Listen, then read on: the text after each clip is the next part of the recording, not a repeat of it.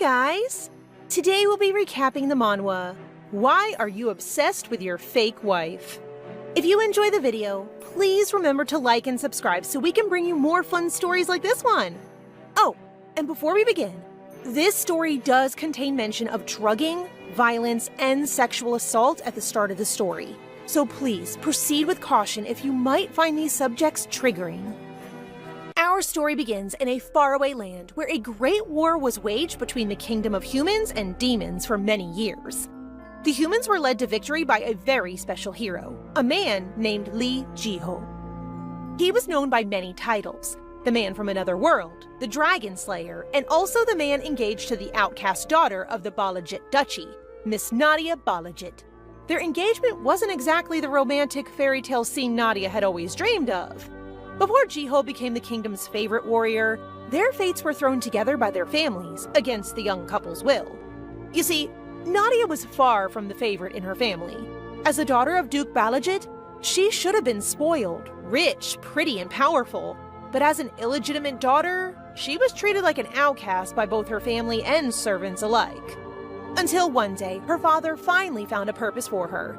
He wanted to use his daughter as a pawn for his family's sake, marrying her off to this strange man from another world who had been summoned to save the kingdom. Before anyone recognized him for his skills, Duke Balajit could tell that someday he would become a great man, and arranged the engagement with his eldest daughter at once. Despite all this uncertainty, Nadia still hoped for a quiet, peaceful married life. Of course, I think we all know that was never going to happen. She's a protagonist. The word peaceful isn't in her dictionary. Before Nadia even knew she'd been duped, she was locked up in a cell and told she'd never see her husband again. As if that wasn't bad enough, the one who locked her up was her very own sister, Karen Balajit. Once Ji-ho went to war and became the nation's darling, the Balajit family decided that their illegitimate daughter was no longer suitable for the position of his wife. And you won't believe the lengths they went to in order to scrap the marriage. Ji-ho, supposedly the nation's most honorable man, teamed up with Duke Balajit and Karen to drug her at a ball and hire a man to take advantage of her. How messed up is that? By the time she woke up, she was half naked and surrounded by nobles, sneering and laughing at her. And her own father, sister, and fiancé planned the entire thing, even down to the minute details. Ugh, how despicable! What little reputation Nadia had was now ruined. Her engagement had been broken off, and no noble family would bother helping a disgraced and illegitimate daughter when even her own family shunned her. Using that as an excuse, the final act was to stage her own death. While Nadia was dragged away by thugs, Karen explained calmly that her sacrifice would protect their family's honor. I seriously can't believe these people. This woman is a true psychopath. Panicking as the rope tightened around her neck, Nadia thought back on her sad little life. She obeyed every command she was given and always tried to keep out of the limelight. She gave everything up for her sister Karen to shine, that same sister who smiled as she took her last breath. In the end, their plan succeeded, but things didn't end with Nadia's death. When she opened her eyes, she had gone back in time to 3 years prior, when she was 20 years old, before any of this mess began. At first, she can't believe it. Then, as the truth starts to sink in, Nadia realizes she's been given a second chance. But that's kind of a hard task. Like, how is she supposed to do things differently this time? Is it even possible to escape her evil half-sister and father? Or is everything destined to repeat itself? While Nadia is trying to figure out her strategy, she's interrupted by a very moody maid who starts yelling at her to get out so she can clean the room. And that pretty much makes the decision for her. Whatever happens, Nadia is going to get revenge. This time around, things will be different.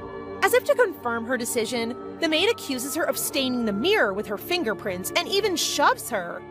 What kind of servant treats their mistress so rudely?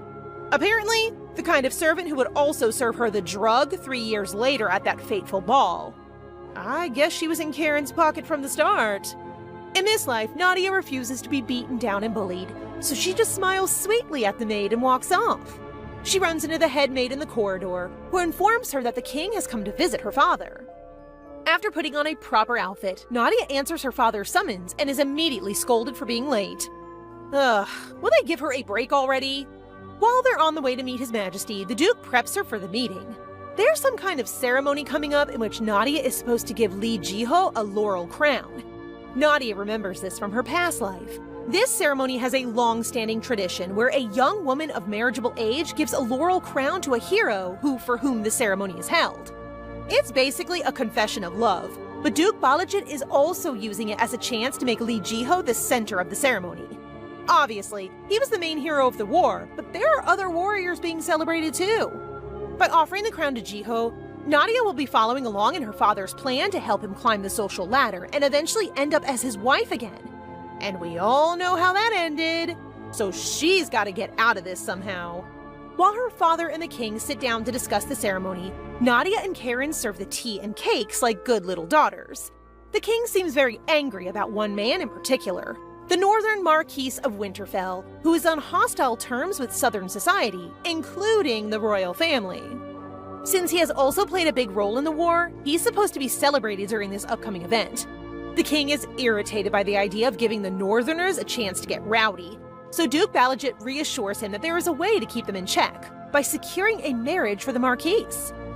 Oh, come on! All these men ever think about is marriage! Is that all women are good for in this world? Even though it's predictable, marrying the Marquis of Winterfell to the daughter of a southern nobleman would be effective in subduing the tensions between the two regions. Suddenly, Nadia gets a brainwave. What if she offered herself for the job? Wait, is she serious? This girl was murdered in her past life because she acted like her father's pawn and married a war hero. Now she's going to do the exact same thing again just for a different man? You've got to be kidding me! Nadia hesitates for a split second, but ends up offering herself directly to the king. She makes it seem like she's trying to be a dutiful daughter, but really? She has a plan. At least, I sure hope she does. Her father and sister think she's crazy, mainly because the Balajit and Winterfell families are on famously bad terms. There's no guarantee that the Marquis would even accept a bride from the south in the first place, let alone the daughter of his worst enemy. But the king's curiosity is piqued. When Nadia suggests offering her laurel to the Marquis instead of Ji-ho, her father harshly calls her stupid and says he would never accept. Nadia seems scared, but she stands her ground. As they pointed out earlier, it was the Marquis who requested this ceremony in the first place. That must mean he wants to receive a laurel crown and maybe even to improve his standing in society. If he refuses a young girl's offering, he'll be considered a bad man, and his achievements at war will quickly be overshadowed by the drama of the ceremony. If he's not an idiot, he'll accept the laurel to avoid that situation, and after that, the king can pressure him into the marriage, and there'll be nothing he can do to refuse. Damn! Our girl Nadia is one smart cookie! This is why her father should be using her for her brains and not her marriage prospects. The king seems pretty convinced, and surprisingly, so is the Duke. But after His Majesty has left, Nadia gets an earful from her sister for being so bold as to go against the original plan. Even though her father has ended up benefiting, he also demands an explanation for her disobedience. After everything that happened in her past life, it's hard for Nadia to hold back the tears and defend herself. Her father isn't convinced that this was all just a ploy to choose her own husband, so she explains the political motivations behind her choice. As you might have already guessed, the current royal family are basically puppets of the Balajit Duchy, making the Duke effectively the most powerful man in the kingdom. If the northern families rebel, that puts him in a very dangerous position. So Nadia preys on his fears, convincing him that she did all of this so she could become a spy for her family, feeding them information from the north and removing the threat to her father's position. At this point, I'm starting to wonder how they manipulated her so easily in her last life. Like, was she always this smart? Obviously, the Duke can't refuse an argument like that. And when she makes up a story about becoming a rich widow when her father eventually defeats the Marquis, he's finally convinced. She's only been back one day, but already she's achieved her main goal, not getting married to Ji-ho again. Plus, the rude maid who was basically Karen's right-hand lady got kicked out for stealing. Do you guys think Nadia set that one up too, or was it just luck? Time slips by quickly after that, and before she knows it, the day of the ceremony has arrived. The Marquis is given center stage to lead the procession, where half the kingdom has lined up to celebrate their triumphant warriors. So far, everything is happening exactly the same way it did in her previous life, even down to the seating. Karen, who's sitting beside her half-sister, is not happy about her having such an important role. She even makes a comment about her borrowing her sister's jewelry, when actually, The necklace Nadia is wearing belonged to her own mother. Swallowing her anger, she says nothing and prepares for the arrival of the Marquise. And look who came with him, if it isn't her ex-fiancé, the man who conspired to murder her with her own family. Despite his cruelty, it still hurts for Nadia to see him again. After all, she thought they had a connection, or at least she thought he cared about her enough to not kill her. The Marquise of Winterfell kneels before the king, who congratulates him on a splendid victory. He reminds His Majesty of the previous Marquise, who used to be a talented knight before his health failed and he had to step down. The king is really rubbing it in, deliberately trying to touch a nerve by mentioning his father and their loyalty to the royal family, who they obviously hate. After he's done making the Marquise mad, he gives his opening speech and the Duke steps forward to offer his congratulations. Finally, it's Nadia's turn to step forward and present her laurel wreath. The Marquise watches her closely, assuming that the wreath is intended for Jiho, since the Duke so clearly favors him. He's totally shocked when he opens his eyes to find her standing in front of him instead. He even thinks it's a mistake and leans down to tell her that she's picked the wrong person. Wait, that's kind of cute. Maybe this stony, silent man has some potential after all. Nadia tells him it's not a mistake and hands him the wreath with a smile, claiming she's had a crush on the Marquise ever since she first saw him. Oh dear, I'm not sure he's gonna buy it. Again, Winterfell leans down to warn her of the gravity of her actions. I guess he thinks she's been conned or doesn't know what she's doing, but Nadia keeps up her innocent act and offers him the laurel while the crowd cheers around them. That is, until the Marquise refuses. Yikes! Can't he just accept it and say no later? This is so embarrassing for her. If I was Nadia, I would have kicked him and slammed the crown on his head already. With the pressure of the watching citizens, Winterfell has no choice but to accept and walks off stage all moody. It's not exactly the way she was hoping things would go, but still, a win is a win. Her father, the Duke, is delighted, mainly because he got to see the Marquise's humiliated face. As the Balajit family are headed to their carriage, they're caught by an angry Lee Jiho, who is not expecting the ceremony to go the way it did. I guess someone forgot to give him the memo. Duke Balajit apologizes for the mix-up and promises to find him a better marriage partner. They start yelling at each other, but eventually the Duke is able to get him back on side, promising to make it up to him in the future. Well, that sounds ominous as heck. The girls follow their father into the carriage. As Nadia is climbing in, she catches sight of Jiho's expression, wondering what he's thinking. She forces herself to look away. Whatever is going on in his head is none of her business. She may have messed up his plans, but he's the one who betrayed her first. Back in Winterfell, the Duke is still recovering from the drama of the ceremony. It doesn't help that he's the talk of the town either. People were really swayed by Nadia's innocence. Already, there's a rumor that it was an act of true love. The Marquise is advised to act quickly, but he knows it's already too late. He hands his butler a letter from the royal family, basically ordering him to get married. Now, that doesn't leave poor Winterfell a whole lot of options. Unless he wants to disobey the king and potentially start a civil war. But still, it feels unfair. The northern nobles worked so hard during the latest conflict, and this is how they reward their greatest soldier? The Marquise isn't stupid. He knows Duke Balajit is wrapped up in this somehow. The reason all this tension lies between the northerners and the rest of the kingdom is because the territory surrounding the Winterfell estate originally ruled itself. It was only defeated by the royal family 100 years ago, meaning they can still remember independence. They also have very different cultures, different duties. For example, the northern armies defend the kingdom against monsters and are therefore considered barbaric by many. As if that wasn't enough to make them enemies, the previous Marquise Winterfell and his wife got into a mysterious accident because of some kind of conspiracy.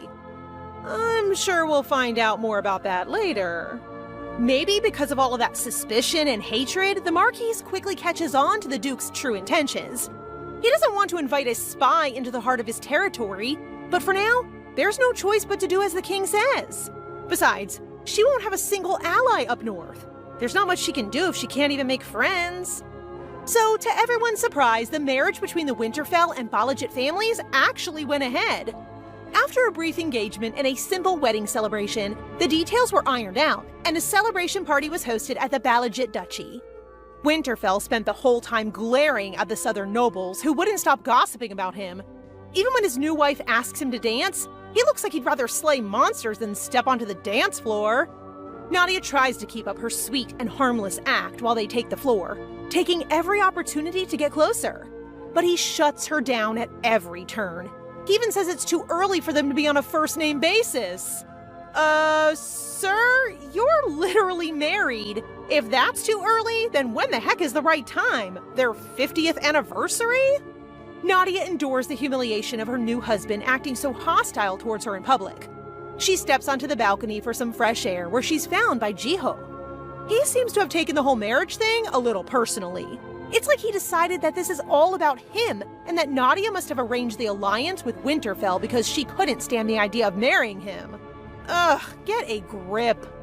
Nadia is taken aback by his abruptness. What she really wants to do is call him out for betraying her first. I mean, why does he even care when he was going to ditch her anyway? Instead of speaking her mind, she coldly tells him that they wouldn't have worked, and heads further into the garden for some more peace and quiet. Unfortunately, those two things simply aren't attainable when Karen is around. She clearly came just to kick her when she's down, talking about how Nadia is nothing more than their father's chess piece. But as her sister points out, Karen isn't much better. And now that the marriage to Jiho fell through, the true-born sister might be on the chopping block. Karen simply refuses to believe that their father sees them as pawns and nothing more. She wants to believe that she's better than Nadia because of her legitimate blood and her beauty and blah blah blah. Her ego is so fragile. Unfortunately, she catches Nadia looking at the necklace, the one left for her by Nadia's birth mother. So of course, she snatches up the opportunity and tells her sister to beg on her knees if she wants it back. Of course, Nadia would rather eat dirt than ever beg her evil sister.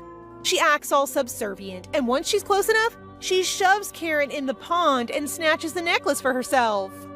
That's more like it. Actually, this scene happened once before in Nadia's previous life. Back then, she did everything her sister asked and still didn't get the necklace back. Now, she knows better. Guests soon rush over to help Karen out of the water. As soon as Duke Balajit appears, Karen starts playing the victim and yelling all kinds of nasty words at her half-sister. At this point, Nadia is a pro and playing dumb, and somehow manages to get Karen to confess the truth, that she was using her mother's necklace to threaten her. I mean, how dumb can you get? Now Nadia gets to walk away with the necklace and her pride intact, while the guests gossip about the nasty youngest daughter of the duchy. I'd call that a win. After the party, the Marquis travels back towards Winterfell territory with his new bride in tow. His right-hand man, Fabian, is clearly dying to ask him questions about his wife, but Winterfell is... well, let's just say he's not in the mood. Obviously, they're still suspicious of Duke Balajit, but Nadia has played her part so well that Fabian is starting to wonder if this really is a love marriage. The Marquis, on the other hand, isn't so easily fooled. He warns his second not to be so easily swayed. Anyone from the Balajit family is capable of betrayal in the blink of an eye. Plus, it's pretty clear this marriage is not going to bring any kind of genuine alliance between the two families, considering how much they hate each other. Having firmly squashed Fabian's hopes, he orders him to drop back and patrol alongside the lady's carriage. Nadia pops out to talk with him, all friendly and smiles as usual. It must be super awkward to go between husband and wife with all this tension. I get the feeling this guy's going to struggle. He introduces himself formally as Fabian Knox, since he's going to be her temporary escort until they arrive at the duchy. He's trying so hard to be stiff with her, probably because he doesn't want the Marquis thinking he's been fooled by this Balajit girl. But Nadia doesn't mind. She assures Fabian that her feelings for his master are real. One look at her sweet little smile, and the young knight is totally swayed. He immediately bumbles an apology and offers to tell her a story to pass the journey time. Nice! She gained her very first ally! A few hours later, her new bestie Fabian knocks on her window to announce their arrival. Finally, she gets to see the great Winterfell estate in person. But there's no time to get romantic. Before Nadia has even had a look around, she's thrown into a wedding dress. Yikes! These people really don't hang around! Apparently, the dress was brought to the estate by the previous Marchioness, Winterfell's mother. With the poor harvest and all the monsters roaming around, times are hard for the northern people. So it was decided that the wedding would be simple, not extravagant. The maids are probably expecting her to throw a fit, but Nadia takes it on the chin just like everything else. Plus, she is actually about to become a Marchioness. It's about time she started thinking about her people. Unexpectedly, Winterfell's aunt, Grace Greenwood, was listening just around the corner. She seems impressed with Nadia's attitude, which is a very good thing, since she's basically the highest-ranking member in the household since Winterfell's mother passed away and his father is bedridden. Getting on her good side is going to be very important. She compliments Nadia, saying that the dress suits her, but her tone becomes somewhat sinister when they talk about her nephew's dislike of the Balajit family. She says she wants to help Nadia become closer to Glenn, but seems more like she's trying to put the new girl in her place. As Grace heads out the door, she leaves Nadia with an ominous warning about the importance of the wedding night in a marriage. Yikes, this woman really is not a girl's girl. Why is she trying to get in her head about their first night together? For the next few days until the wedding ceremony, Nadia can't shake her fears. Up until now, Glenn had been so suspicious of her that she didn't even consider the possibility of spending a night with him. But he is a man after all. Maybe he's expecting that?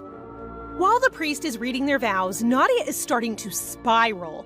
She's so freaked out that she almost forgets to say, "I do." Finally, the moment arrives for the Marquise to seal their marriage with a kiss. She was so stressed about what comes after that she didn't even think about the first kiss. Nadia is completely speechless as he bends down, gently kisses her, and then pulls away as if nothing ever happened. This guy is so cold, it's kinda creepy. When night falls, the new Lady Winterfell paces round her room, wondering if her husband will actually show. To her surprise, he does, but not to sleep with her. He makes it very clear that he has no intention of getting intimate or ever having a child together. Ouch! Way to crush her dreams from the get-go. Actually, Nadia is kind of relieved. She makes a scene and pretends to cry so that the maids outside her room will think she's heartbroken. But truthfully, she only suggested this marriage in the first place to keep her free from Jiho and get independence from her family. So if this guy wants nothing to do with her, that's even better. Finally able to relax, she digs into some delicious food before falling into bed with a full stomach. Quite the contrast from her previous life. By the next morning, Nadia's plan has already paid off. The maids are doing what maids always do and gossiping about the new married couple. But instead of laughing at her, they actually feel kinda bad. Apparently, she cried for hours and even asked for some alcohol to help her sleep. Seriously, someone give this girl an Oscar already! Of course, all the staff are still on Winterfell's side, so they think the Marquise did the right thing by not initiating anything romantic. Glenn and his knights overhear the maids talking, but don't seem the least bit concerned about Nadia's lonely night. He gives Fabian the job of escorting his wife around the estate, which is basically just in order to keep an eye on her and make sure she doesn't do anything suspicious or try to send letters back to her family. Despite the fact that she's being treated like an outsider, Nadia doesn't even mind having Fabian tag along. She even manages to make it seem like Glenn gave the order to have his best man protect her. This poor guy. I told you guys, he's always going to get caught in the crossfire. Of course, Nadia knows exactly what he's here for, and she's only too happy to have a chance to prove her innocence. She asks an elderly butler to bring the estate ledger so that she can start doing her job as Marchioness and look after the house. To her horror, it turns out the Great Winterfell Duchy are in a significant amount of debt. Looks like this might not be the peaceful post-marital life she was hoping for after all. Apparently, the northern territories are all in a similar position. There are frequent waves of monster attacks, and the land is too barren to profit from agriculture. The royal family do send them money as payment for subduing the monsters, but with all the other wars and fights that people like Duke Balajit have pressured them to join, there's not much left. Well, now we know why they hate her family so much. Nadia is stumped. In her previous life, the Marquise was able to settle a lot of his debts, but looking at the current state of his finances, she's got no idea how. The butler can see her distress, so he suggests that she use her dowry to pay off her new family's debts. Ah, so that's why they agreed to the marriage. They just want her money. That's kind of sad, actually. Nadia isn't stupid. She's not going to throw her only leverage straight down the drain for a load of people who think she's a spy. And besides, there's got to be another way to ease their financial burdens. The issues all stem from the state of the territory. Since that's the root of the problem, they should start there first. Fabian listens carefully as Nadia and the butler discuss their issues and reports back dutifully to the Marquise. He believes wholeheartedly that she intends to help them, but the other knights think he's been conned. Are they really all so suspicious of that smiley little girl? I mean, we know the truth, but if I was them, I would have totally fell for her act by now. Later that day, Nadia is walking the halls when she overhears a commotion downstairs. Some merchants have arrived, demanding to claim what they are owed with Gordon the butler. When they see Nadia, their tune changes instantly.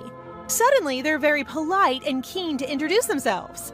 Clearly, they heard about her dowry and are hoping she can repay all the debts owed by the Winterfell house. If they can't repay in 3 months' time, the merchants are even threatening to reclaim the only fertile land they have. Looks like the situation is worse than we thought. Nadia asks to postpone the payment by 2 months and promises to return what is owed. The merchants are hesitant to negotiate with a little girl from the south, but she's already proving herself to be a capable marchioness. She points out that the northern merchants and the Winterfell family have a symbiotic relationship. So if one benefits, so does the other. Keeping that relationship in mind, she asks for time to get the duchy back to a profitable state, promising to return the favor down the road. With the deal she's offering, none of the merchants would lose anything. In fact, if she can't succeed in restoring the duchy's wealth, they actually profit from this exchange. So of course, they're pretty satisfied with the deal. Although they still need to discuss this with the other guild members, it's pretty obvious that they're going to accept.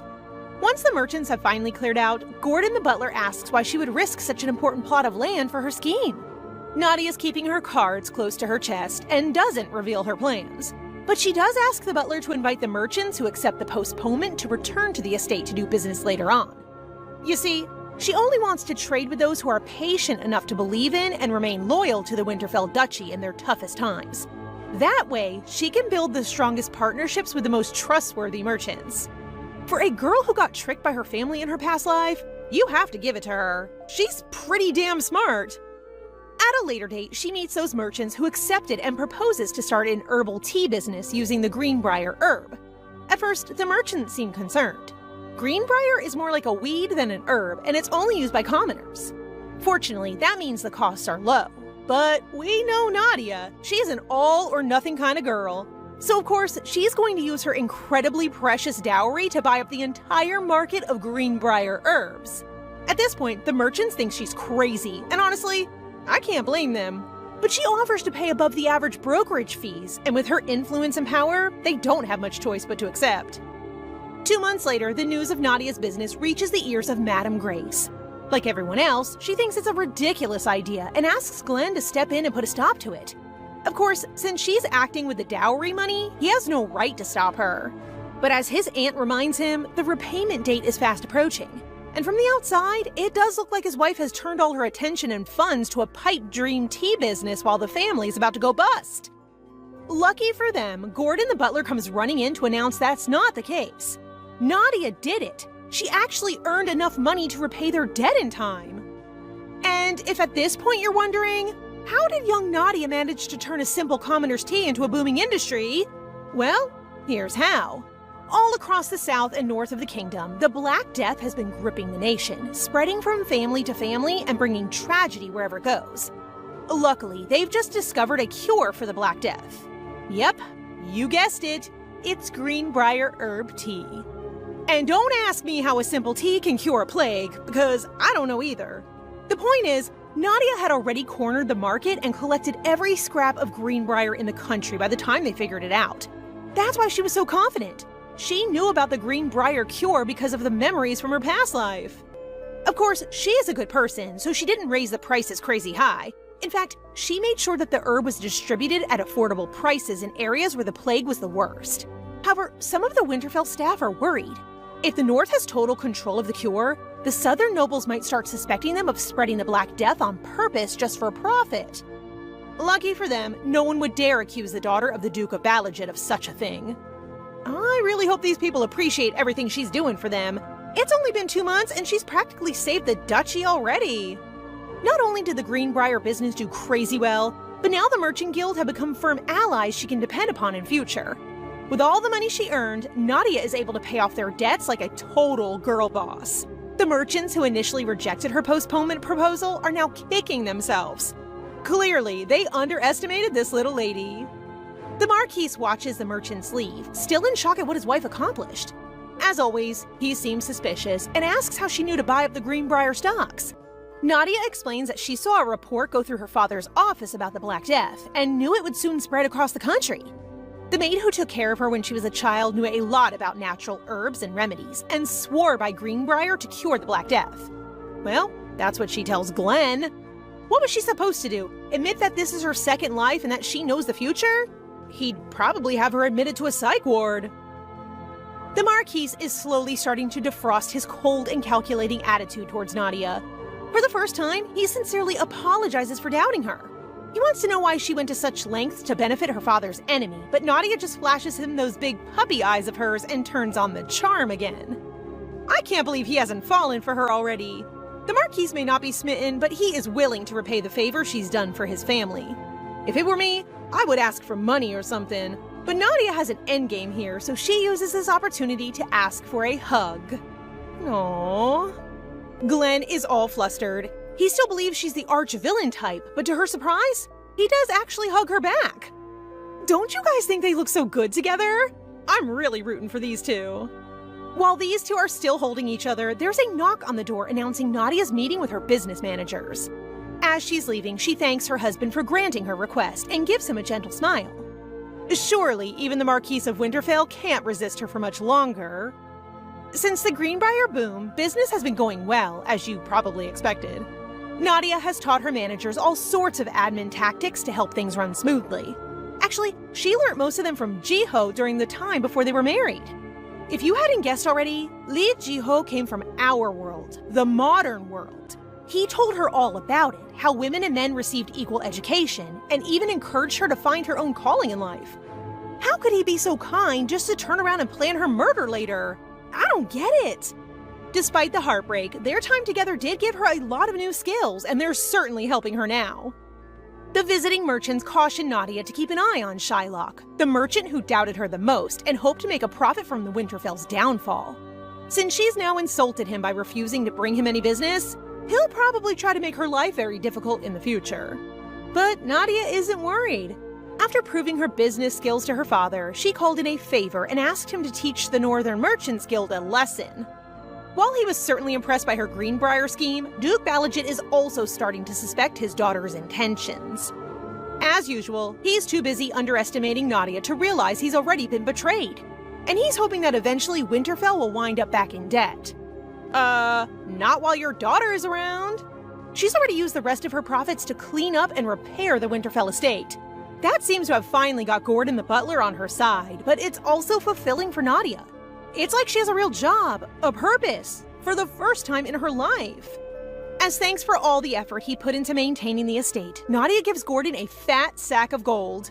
Without his work, this place probably would have fallen apart a long time ago, so he deserves it. Gordon is so grateful that he drops down to his knees and starts weeping about how she must have been sent from the heavens. I don't know about heaven, but she definitely came from somewhere otherworldly. A messenger with a red flag arrives. Fabian says it's likely a sign that Count Altio, whose territory is just south of Winterfell, has initiated a territorial war. Apparently, he's kind of a crazy neighbor. He starts at least one conflict every year, always around the same time. The only good news is that no one seems very concerned. Even the Marquis assures her he'll return quickly after taking care of it. As Fabian attests, the Winterfell army is the pride of the whole duchy. Pretty much no one stands a chance against them, especially with Glenn as the Marquis. They always win against Count Altio, but they've never managed to permanently defeat him or take his land. Whenever things start heading south, the Count retreats to Valon Castle, which is basically an impenetrable fortress. They've never once been able to storm the castle, so they never actually gain anything. Although this time, it seems their luck is about to turn. Nadia just remembered that there's a famous iron mine and a dragon lair nearby the fortress that haven't yet been discovered. Obviously, discovering a dragon lair doesn't sound like a good thing, but this particular lair is filled with gold, silver, and treasure farther than the eye can see. Plus, the original owner is already dead, so it's basically a fortune for the taking. With that much profit on the line, Nadia can't just sit by and do nothing. But how can she tell them about it? It's not like she can just mark a map with no explanation. It takes a couple of days to think up an excuse. So when the soldiers are backed, as they expected, into Valon Castle, Nadia rides to the war camp herself to visit her husband. You've got to give her credit. That girl's got gall. Glenn is absolutely shocked to see her. Like, how did she even get here? Aren't they in the middle of a war zone right now? Nadia just stands there looking pretty, telling him how much she missed him. For a moment, the Marquise thinks she risked her life and came all this way just because she was worried about her husband. Nah, how little he knows. This girl never does anything if there isn't money involved. He invites her inside his tent, where she immediately announces her plan to take over Valen Castle. So much for being the innocent, idiotic wife. It's kind of insane, but she seems so freaking confident that they decide to hear her out. So Nadia stands up, points to a spot on the map castle, and orders them to build one mound to the west of the castle and one to the north. It doesn't need to be good. It just needs to distract the enemy troops enough to get their attention. The real aim is to build a tunnel between the two mounds, leading directly beneath the castle. When they get to the right spot, they can haul a huge supply of gunpowder and explosives underground and then blow it up. This sounds like a plan straight out of the Looney Tunes, if you ask me. But Nadia has it all thought out. If the tunnel collapses, so will the castle walls, leaving the troops exposed and giving them an easy route inside the fortress. The Marquise has actually thought of this plan before, but the surrounding area contains a lot of granite, so it will be difficult to dig. But by a happy coincidence, Nadia claims to have discovered that the rock on the side of the castle is soft and easy to dig through. Apparently, she saw something in her father's office. Don't ask me why they bought that. It's a pretty weak excuse if you ask me. But then again, it does make sense that Duke Balajit would have documents detailing the weaknesses of any possible enemies in their castles. The Marquis seems interested, but his knight, Sir Giscard, is unwilling to trust a member from the Balajit family. But as Glenn points out, this could be an incredible opportunity for them. Waging war once a year in a fight you gain nothing from is, well, it's pretty stupid as well as exhausting for the troops. If Nadia is telling the truth, this could finally put an end to this ancient feud. Glenn decides it's worth checking out, so he orders Sir Giscard to send someone to check if the rock by the castle could really be dug under. Nadia is so delighted that he's giving her a chance and immediately breaks out the puppy eyes again. You guys just wait. He's gonna fall for that soon. We're getting close. I just know it. Trusting that the Marquise can take care of the rest, Nadia steps back to let them follow her orders. A few hours later, the Marquise and his men have blown a hole in the famously impenetrable Valen Castle. Now Count Eltio is on the ground before Glenn with a sword to his throat. He's maybe seconds away from taking his life when his wife shows up once again, reminding her husband that he can't kill a noble just because of a territorial war. That would be against noble law and bring the Winterfell house under fire. However, if Count Eltio took his own life while imprisoned to protect his noble pride, well, that could work just fine. Yeesh, sometimes I forget that she's the daughter of Duke Balajit. With the threat of his life on the line, the Count has no choice but to sign a non-aggression treaty, promising not to take military action against Winterfell for the next 3 decades. There's also a hefty compensation fee, and the area surrounding the Valen Castle will be given to the Marquise. Not bad for the work of a Marchioness, huh?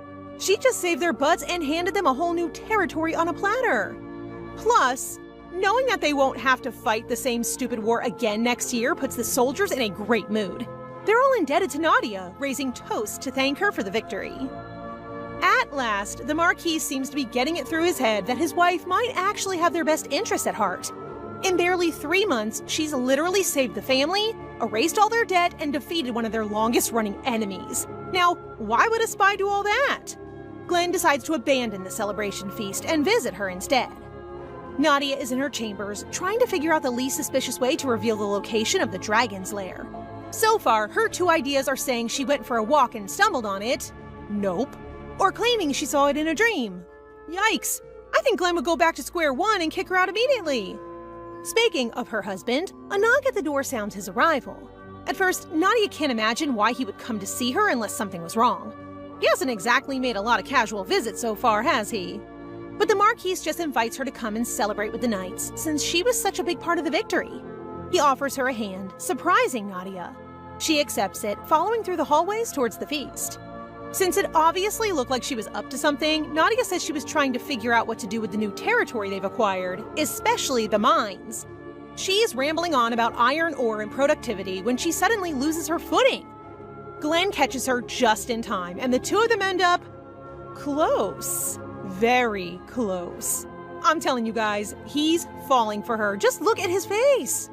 The moment Nadia arrives, the knights shower her with compliments and congratulations. They're all very drunk already, everyone except Sir Giscard, who comes forward to formally apologize for doubting her earlier. Nadia thanks him for the gesture, but of course, she understands why he didn't trust her. Who in their right mind would trust a member of the Balajit family? She certainly wouldn't. But she assures him that her loyalty and status are now tied with the Marquises. That means any future disrespect towards her is the same as disrespecting Winterfell itself. And for that reason, she insists on issuing him a punishment. Damn! Glenn really got himself a girl who can do both! How can she be so cute and scary at the same time? The Marquise is about to step in, and the soldiers look kinda scared, until Nadia reveals that the punishment she had in mind was a penalty drink. It seems like she's joking, until the maids wheel out these giant barrels of drink, one for each person. Sir Giscard seems to understand that this really is a punishment and dutifully downs his barrel. These poor knights might be smiling now, but something tells me they'll hate her tomorrow. Late that night, while everyone else is probably passed out, Nadia sneaks into an office to slip some kind of document among a pile of papers. Looks like she finally found a way to let the Winterfells know about the dragon lair. 4 days later, still at Valen Castle, she pretends to discover the document from a pile of Count Altio's correspondence and announces to the whole room that a dragon lair has been found. At first, this is bad news. I mean, who wants a territory where a deathly beast could take to the skies at any moment and destroy the whole castle? But luckily, the document conveniently states that the lair was scoped out and the dragon was found to be long dead. From the way she wrote it, it looks like Count Altio discovered the lair, sent the scouts, but didn't start any kind of expedition, which means Winterfell are in the perfect place to take all the profit. At this point, the Marquise has no idea how they got so lucky. After decades of strife and poverty, how did so many good things start happening the moment his wife showed up? I don't know about you guys, but I think she's straying a little too close to the line. What's even more suspicious is that Nadia's handwriting is so bad the others couldn't actually read the document. That's why no one said anything for 4 days. They thought it was some kind of doodle when they first found it. A little flustered, Nadia just jokes that she's used to reading bad writing because of her father. This girl has got to be more careful. Glenn seems to have caught on to her, but he doesn't say anything and agrees to put together an expedition team. While exploring the new land they've earned, they encounter a very fertile region with surprisingly little evidence of farming. It turns out Altio wasn't just an idiot, he was also a really bad lord. He raised the taxes so high that people couldn't afford to farm, which even started a famine in his own territory. Of course, now that Winterfell owns it, they can relocate their own farmers to take care of the plains, but they'll still be short of workers. So Giscard suggests they recapture some of the residents from Altio's land who ran away after the war. But that seems a little cruel. For the sake of their reputation, Nadia instead suggests they accept refugees and give them jobs tending to the land. At this point, she has done enough to prove her worth, so the Marquise offers her the chance to solve this problem. Nadia is confident she could find a workforce for the farms in just a few days. All she needs is her husband's sword. Wait, really? Can she even carry that thing? Glenn hands it over without hesitation, but he gives it to Fabian instead of her because, well, let's be honest, she's really not that strong enough to lift it. But she doesn't actually need to touch it in order for her plan to succeed. Nadia has a sort of sword in the stone type strategy and decided to place the Marquise's sword in the center of town. Anyone able to draw the sword will be given 10 gold bars, but because the townspeople are still afraid of their new lord, they'll think it's a test and have so far refused to touch it. But we all know what humans are like. Eventually, the idea of money is too much to resist, and a brave young man named Peter gave it a go. But instead of being executed like the people feared, Sir Giscard showed up and came through on the Marquise's promise. 10 gold bars were given to Peter while the rest of the townspeople were so shocked they could hardly speak. If you hadn't already guessed, Nadia's reasoning for all this is to get the townspeople to trust their new protectors, the Winterfell family. The story has already spread to other villages, where people have begun flocking to Valen Castle to meet and celebrate their new ruler. This way, people will actually believe when Glenn lowers taxes and will willingly come to take up the job of farming the new land. She's done it again. I honestly don't know how she comes up with this stuff.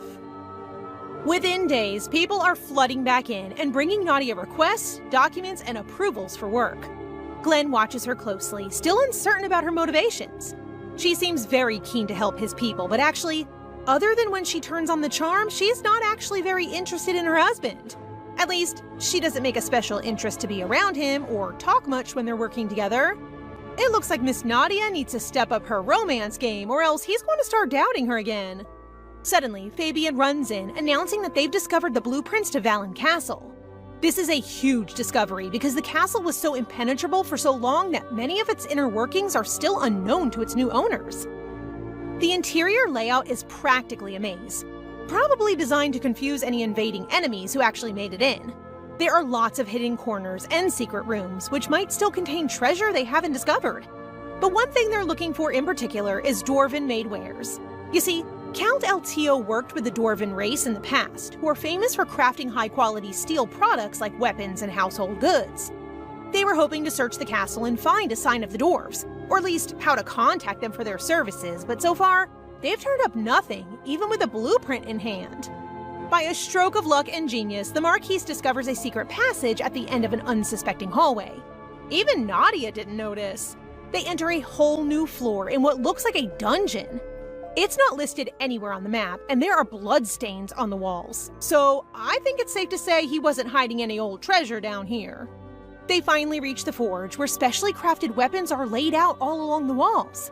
They hear a strange noise from behind a locked door, so the Marquise kicks it down to reveal a load of jail cells holding captured dwarves. No way! That's barbaric! They have been trapped here so long they didn't even know the castle had been taken over, and are shocked to find out that Count Eltio is no longer running the place.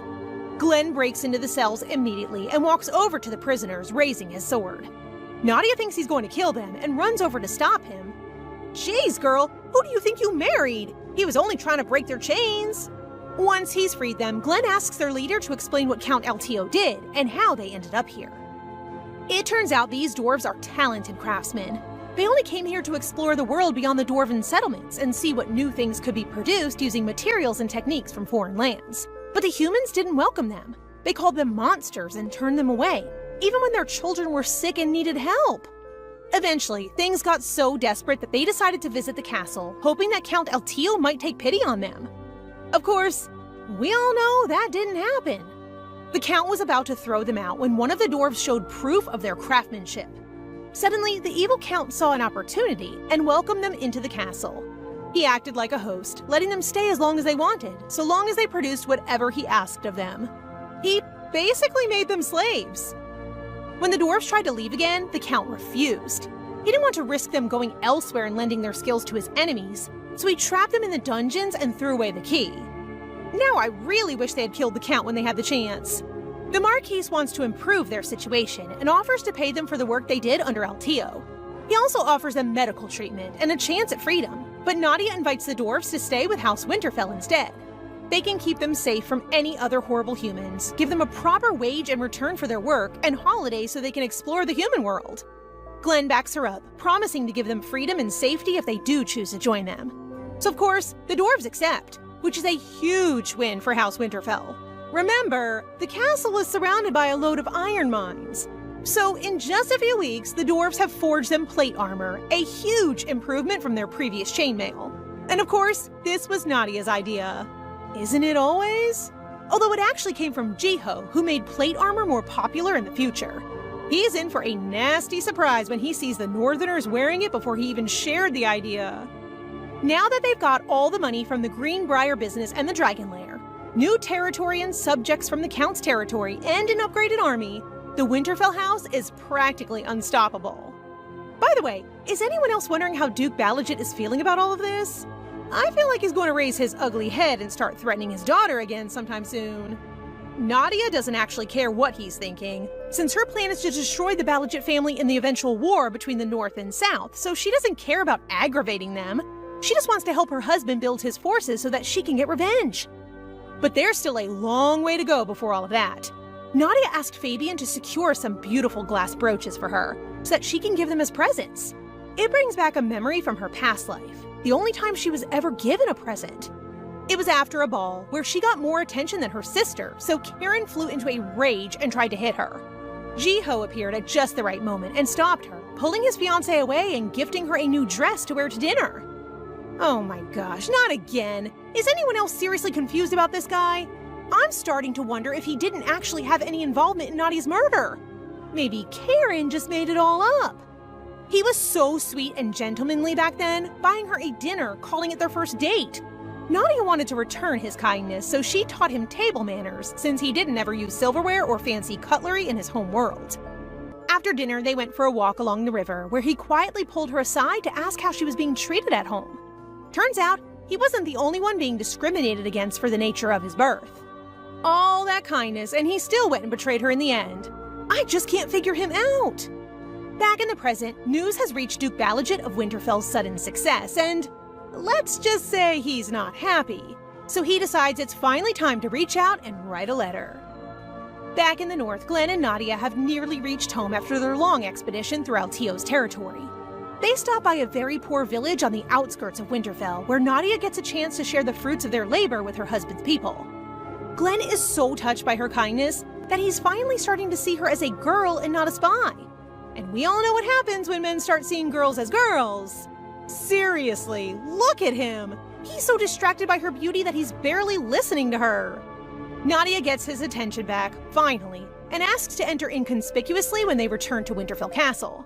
She doesn't want news to reach home of how she played a proud role in her husband's success, since that would make Duke Balajit very suspicious of her. As long as he keeps trusting her, they can use that to their advantage. Although, if you ask me, I don't think he ever really trusted her. Nadia lays all her cards on the table, making it clear that if the Duke and the Marquise ever go head-to-head, she would take his side every time. Why? Because she loves him, of course. The Marquise is so flustered at the way she expresses her feelings so openly. He even starts blushing. Things are all sweet and rosy with the expedition force, but back at the castle, tension has started to build over the Marchioness's unexplained absence. I guess she didn't tell anyone where she was going in case they tried to stop her. Aunt Grace is taking the opportunity to try and convince Gordon to hand over Nadia's seal. Clearly, she wants to use her authority to sign off something nefarious. Uh-oh, what is she up to this time? This auntie has no idea and assumes that Nadia ran away while Glenn is away, prompting Gordon to inform her that the lady is actually with the Marquise. However, this causes the aunt to create more of a fuss, claiming that Glenn is in danger with our girl, which she considers suspicious, but thankfully, Mr. Butler is on Nadia's side and simply shrugs whatever the aunt says, which baffles her as how Nadia was able to win him over. Glenn and his troops show up shortly after, so Aunt Grace makes sure to welcome and congratulate him. As soon as she spots Nadia close behind, she puts on an act of relief and asks why she decided to join the battlefield. In response, Nadia puts on her Oscar-winning act, saying that she simply missed her husband very much. Grace is surprised by her innocent behavior, so she changes her plan and scolds Nadia for interrupting Glenn's work on the battlefield, prompting Giscard to join their conversation. The aunt believes Sir Giscard would say something and embarrass Nadia, but you old lady. Giscard merely reminds her to be respectful of the Marchioness, who traveled all the way to join them because she was concerned about them. Not only him, but the other knights chuckle as they approve of Nadia's presence, which confuses her because not long before, they were all suspicious of her for being a spy. What can I say? Her charm and intellect are wooing everyone.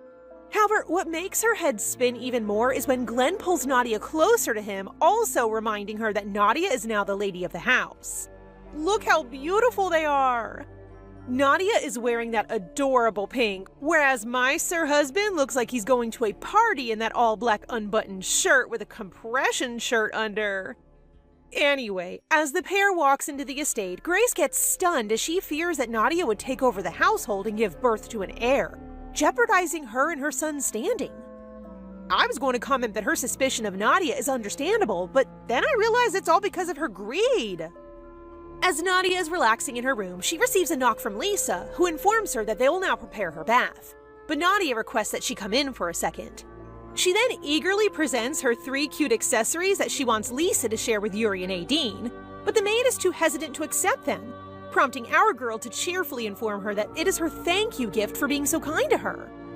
For this second life, our girl learned the hard way that there is no need to impress those who hate you. Instead, focus your energy on those who care about you. And I hope you all do it. Regardless, Lisa is deeply moved, and the 3 maids are now joyously discussing how wonderful their Marchioness is. This prompts Lisa to express her concerns about the Marquise's continued coldness towards their lady, a sentiment shared by the other two. As a result, these three cupids devise a scheme. As she dips in a tub filled with red flowers, Nadia thinks it's sweet that the three maids made it for her. What she doesn't realize, though, is that they have something even more, amazing surprise in store. Glenn in his robe. Oh my goodness, please give these maids a raise!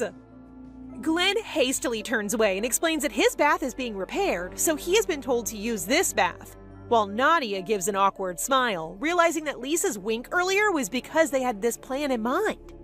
She then tells him that the maids tricked them and asks him to wait for a bit while she finishes, which he does. Just as he's about to leave, the realization hits him. The maids must have felt that he was too cold to Nadia to pull this stunt, so he reconsiders and gets into the tub with Nadia. My heart cannot take this. He then explains that if he leaves, the maids will assume he has rejected her again, which surprises her that he's being considerate, so she smiles and agrees.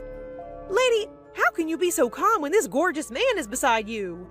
She even has the guts to propose that they bathe each other like a loving couple, which is when she decides to take a look at those abs. 1, 2, 3, 4. Whoops. Sorry, that's me staring. What I mean is that she notices the scar on his chest and is going to touch it. Understandable. Prompting our guy to stop her, and he is now blushingly frustrated with her boldness. Probably because their situation is so awkward, Nadia suggests that they just talk, which reminds Glenn that he hasn't properly thanked her, considering the fact that Winterfell is prospering and even has a stronger military because of her. He expresses his heartfelt gratitude, which makes her overjoyed because no one has ever said something like that to her, and she now feels so proud of herself. She then slyly thanks him, which confuses the big guy, so she beams at him and thanks him for marrying her, causing him to blush from cheek to ear. Cutie. The next morning, when the couple is eating, Yuri and Lisa believe their strategy worked last night because it was nearly dawn when the two got out of the bathtub. Well, thanks to that long bath, our girl is now looking fresh because she slept like a baby, which is quite the opposite from what happened to our guy here, who looks like a dead person eating because he couldn't sleep at all that night. You can see who is already falling. Anyway, Glenn is the first to stand up, prompting Lisa to suggest that instead of working today, he should take Nadia on a tour of the newly opened marketplace. Nadia declines because she has work, but Glenn surprises her by extending his hand and inviting her to go. And just like that, they're dressed in robes, the typical Manhwa noble disguise, and happily strolling through the market until someone accidentally bumps into Nadia. People begin to recognize her as the Marchioness, prompting one man to dash towards her, preparing to dump a bucket full of dirty water. As expected, Glenn slams the man to the ground, but it doesn't stop the man from telling the Marquise that Nadia is a spy and the sworn enemy of the North, so he hopes he isn't deceived. He then screams that his brother has died after the Balajits drove the northern soldiers to the front lines, causing Nadia to tremble in fear. The man's mother enters and kneels before Glenn, pleading for his forgiveness. As she trembles, she discloses that her eldest son, Henry Clark, died during the previous expedition, but that the Marchioness is not to blame. Glenn releases his grip on the man, and wow, he actually remembers Henry. He tells the mother that her son was the bravest and died an honorable death, which causes the woman to break down in tears. Glenn then glances at his wife, who quickly assures him that she's fine and asks him to let this situation go, which he does, even comforting the mother. The incident reminds Nadia of the Northerners' strong dislike for the Balajits, which she understands, and she realizes that helping them will not immediately improve her status with them. The next day, Glenn keeps himself busy on the training fields because what happened yesterday reminds him that they really suffer greatly from the Balajit for being forced into the front lines. However, what really bothers him is that the Balajit are his parents' sworn enemies. Yes, he knows that Duke Balajit is the evil guy and Nadia is the one who helped Winterfell, but his mind can't get over the fact that Nadia is still a Balajit who must have benefited from all of her father's wrongdoings. Glenn drops his sword, unable to believe he's thinking this way, just as his love life supporters, aka the Knights, arrive and ask why he's not with Lady Nadia today. Because of the tension in Glenn's expression, they assume he hasn't accepted the Marchioness's love. Eventually, they scold him, telling him that if he continues to play hard to get, he will regret it later, and that he'll never meet anyone as crazy about him as Nadia. I love how Nadia has 3 Cupid maids while Glenn has these 3. Even though Glenn knows Nadia is perfect in every way, he can't help but feel guilty about falling for her because he doesn't know what to tell his sick father and dead mother if he does. To make it clear, he's not holding Nadia responsible for her father's sin, but falling in love with the daughter of the man who murdered his mother is an entirely different matter, which is why he's trying to ignore his feelings. Honestly, his inner conflicts are valid, but I really hope he learns soon that Nadia was never really considered a daughter. Is that trash even a father? The couple is now dining in silence, and Nadia can tell it's all because of the incident at the market. So she attempts to lighten the situation by telling Glenn that he doesn't have to worry about her. But Glenn simply refuses to talk about it at all. This only adds to her concern, so she insists that they must address their issues through discussion, and that she's being honest in saying that she will choose him over her father. However, as she is ready to finally tell him how abusive her father is, Glenn unexpectedly yells at her to stop, which shocked our poor girl. Even Glenn is startled by his reaction, so he quickly apologizes, which she accepts with a sad expression. The truth is that Glenn is simply upset with himself because he's beginning to develop feelings for the daughter of the man who killed his mom. As she passes down the corridor, Fabian rushes up to her, concerned because he has noticed how the Marquise is treating her differently. After that, he decides to fill her in on the story of the Marquise's parents, which she remembers and is aware that it was the carriage accident that caused the parents to fall from a cliff. As a result, Glenn's mother died and his father is now in a coma, with Duke Balagit as the main suspect. This guy can read his master and knows Glenn is simply conflicted over loving his enemy's daughter. So Fabian hopes Nadia realizes that she is not to blame, but that the situation is just difficult. Even if Nadia knows why people hate her father, the truth is that the Duke is not responsible for Glenn's parents' accident. Oh, that is surprising. Anyway, she heard this in her past life when her father heard about the accident. She questioned if he was behind it, which insulted this evil man, and he proudly stated that he would not pull such a clumsy trick by having someone survive the accident. Besides, with the parents gone, Glenn ends up being the new leader of Winterfell, who is actually much smarter than his father, so this situation is a headache for him. Plus, no southern noble may act without his commands, hence the culprit must be from within Winterfell. Not gonna lie, her father is such a sassy villain. Our girl is now considering ways to find the true culprit because she knows no one would believe her if she starts throwing tantrums claiming her father is not to blame. Speaking of her father, she receives a letter from him requesting that she write him frequent letters, which is so simple to interpret that even a fool can figure out the secret meaning. Despite the fact that she will appear to be a spy, her father is taking a risk by warning her to provide information on Winterfell, given that she has not written him letters. Finding the culprit, plus her father's actions, drives her to take action. The next day, Nadia decides to go to the training grounds where Glenn is practicing archery because she wants to make sure her relationship with him will not drift apart.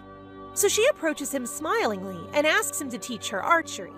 But the way he walks away makes her worried that he's becoming increasingly uncomfortable around her.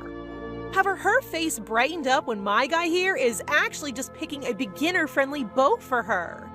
Glenn shows her how to do it correctly, but how can she concentrate when this man's face is so near to hers and his hand touches hers? This turns Nadia red and she fires the arrow incorrectly, prompting Glenn to tell her that she needs more practice before apologizing again for raising his voice earlier. He quickly averts his gaze, his ears flushing, expresses his thanks for her attempt to approach him, much to her delight. What have we learned, ladies? Sometimes we just have to swallow our pride and make a move. Aideen sneaks into the woods one evening to sew and gets caught by Jacob, a man working for Grace, prompting Aideen to claim that she's only gathering firewood for Lady Nadia. However, Jacob discovers her sewing supplies and concludes that she's working extra work.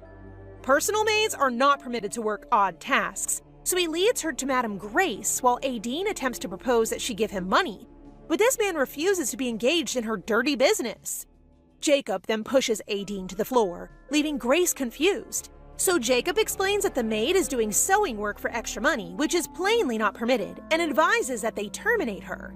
This prompts Aideen to become frightened and desperately explain that she needs more money for her sister's treatment, prompting Auntie to give Aideen that nasty smirk and immediately hand her a bag full of gold coins. No, I like Aideen! Please don't be like those wicked maids! Hold on a second. Someone from Winterfell? It's not a stretch to guess that this old hag is the true culprit, right? Anyway, the next morning, Grace visits Nadia in her office and notices she's writing a letter to her father. The two then decide to sit down and talk, and Grace apologizes for suspecting her of being a spy. But after hearing the opinions of the people in the mansion, she realizes she was mistaken. This old lady begins to cry as she asks for Nadia's forgiveness, but to her surprise, our innocent-looking girl quickly accepts. Now that's done, Aunt Grace advises that she meet Glenn's father since he doesn't have much time left, which surprises Nadia because when she first arrived in Winterfell, no one would let her near Glenn's father's room because they all thought she was a spy. So she accepts Grace's request. However, as soon as Grace leaves the room, Nadia's smile fades and turns into the she knows, and I know she knows expression. She's too smart not to notice your trick, oldie. After that, Lisa approaches Nadia, wondering whether she's actually going to visit Glenn's father, which she confirms, but not right now because she needs to figure out who the real culprit is. Lisa then tells her to be cautious around Madame Grace, which Nadia much appreciates as they both spot Aideen and Grace talking outside, which surprises Lisa as Nadia sips her coffee, looking very serious. At least she's now aware that someone on her side is betraying her. Not long after, Gordon takes Nadia to Glenn's father's room, where she is astonished to discover how seriously ill he appears. The butler clearly has a strong relationship with the former head, as he holds his hand and informs him that his son has married a lovely and brilliant wife. Nadia then properly introduces herself and mentally apologizes to him for deceiving his family for her own benefit, but she also vows to bring pride to their family in the process.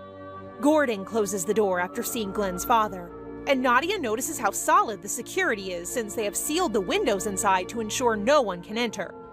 Glenn arrives and is taken aback to see Nadia there, so she explains that she came to introduce herself to his father, but before she goes, she asks him if they can meet up after he meets his father. That evening, our 2.5 Cupids are concerned that Nadia is still working so late at night, and they find it odd that the Marquise has not fallen in love with her yet. This reminds Aideen of the legend of the Millennial Tree, a big tree near the castle's northern gate. She says that the tree is considered to be a divine tree where a fairy lives and that it only blooms once per spring at night. Aideen, I liked you before, but I think you're scheming something here. In any case, according to what they've heard, people have found love after making a wish on the tree, so the maids beg her to take them there together since maids aren't permitted to leave their rooms at night. Nadia, the loving master that she is, agrees, and they all plan to sneak out during the full moon to visit the Millennial Tree. I have a bad feeling about this. Lisa is compelled to wake up early in the morning when she hears a noise and finds Aideen, who is already ready for the day, which is unusual because Aideen likes to sleep in. Aideen says that she's heading to the dining hall, but when she opens her cabinet, the pouch full of gold coins she received from Grace slips out, prompting Lisa to wonder where she acquired such a large sum of money, but the girl simply exits the room. Girl, you're a terrible spy. Please stop this and redeem yourself. The night they sneak out has finally arrived, and Nadia is astounded by how lovely the tree looks with its shimmering pink flowers blooming. Lisa begins wishing to the fairy of the tree that their Marquise fall in love with their lady, making Nadia feel bad because she plans to leave Winterfell one day. So Nadia makes a wish as well, for Glenn to find true love and to live happily with his new wife in the future. She grins because she knows whoever that lucky girl is blessed, given that while Glenn appears cold, he's actually a very warm guy. But as she says this, her heart begins to ache. 'Cause you're falling too! Lisa then requests that they stay a little longer, but Aideen notices that their lady is already shivering from the cold and offers to take her inside first, giving Lisa and Yuri to take their time. However, Lisa thinks it's weird that Aideen is escorting Nadia to the south gate rather than the direct path, which is the north gate. No, Lisa, go with them! Nadia is now strolling with Aideen when they are abruptly halted by Tristan, the castle's security leader, prompting Nadia to insist that they're only on their way to her bedroom. However, Madame Grace appears, stating that Nadia is lying and is clearly attempting to escape the palace. To prove this, Grace shows Nadia the letter she is meant to send her father and lights a candle on it, revealing a hidden message about completing her mission. Nadia remains calm and insists that she never wrote such a thing and that someone is trying to frame her. Nevertheless, Grace does not stop there and has the doctor, Glenn, and Sir Giscard witness the entire confrontation. The doctor reveals that Glenn's father's condition has unexpectedly worsened and his life is now in danger. I am pissed with Aideen and this aunt, but I'm ready for the drama. After the doctor reveals Glenn's father's condition, Grace suspects Nadia is behind it because the letter mentions her mission, so she advises Glenn to have Nadia investigated right away. Glenn's eyes are filled with rage, which Grace takes positively, and she smiles as he begins to question Nadia about her side of the story. Nadia seems fed up before shocking the madam that Glenn was actually in front of her as she was writing her letter to her father, which our guy here confirms, which only means that this whole thing was planned to frame his wife. Oh my goodness, I was becoming frustrated that Nadia is getting cornered and I had forgotten how clever she is. Look whose voice is trembling now. Grace, you sloppy villain. Glenn then approaches his aunt and questions why she fabricated the letter, worsened his father's health, and is now making a disturbance. He looks at her with frightening eyes because if she succeeds in her plan today, the truth about her being the mastermind behind his parents' carriage accident would never be revealed.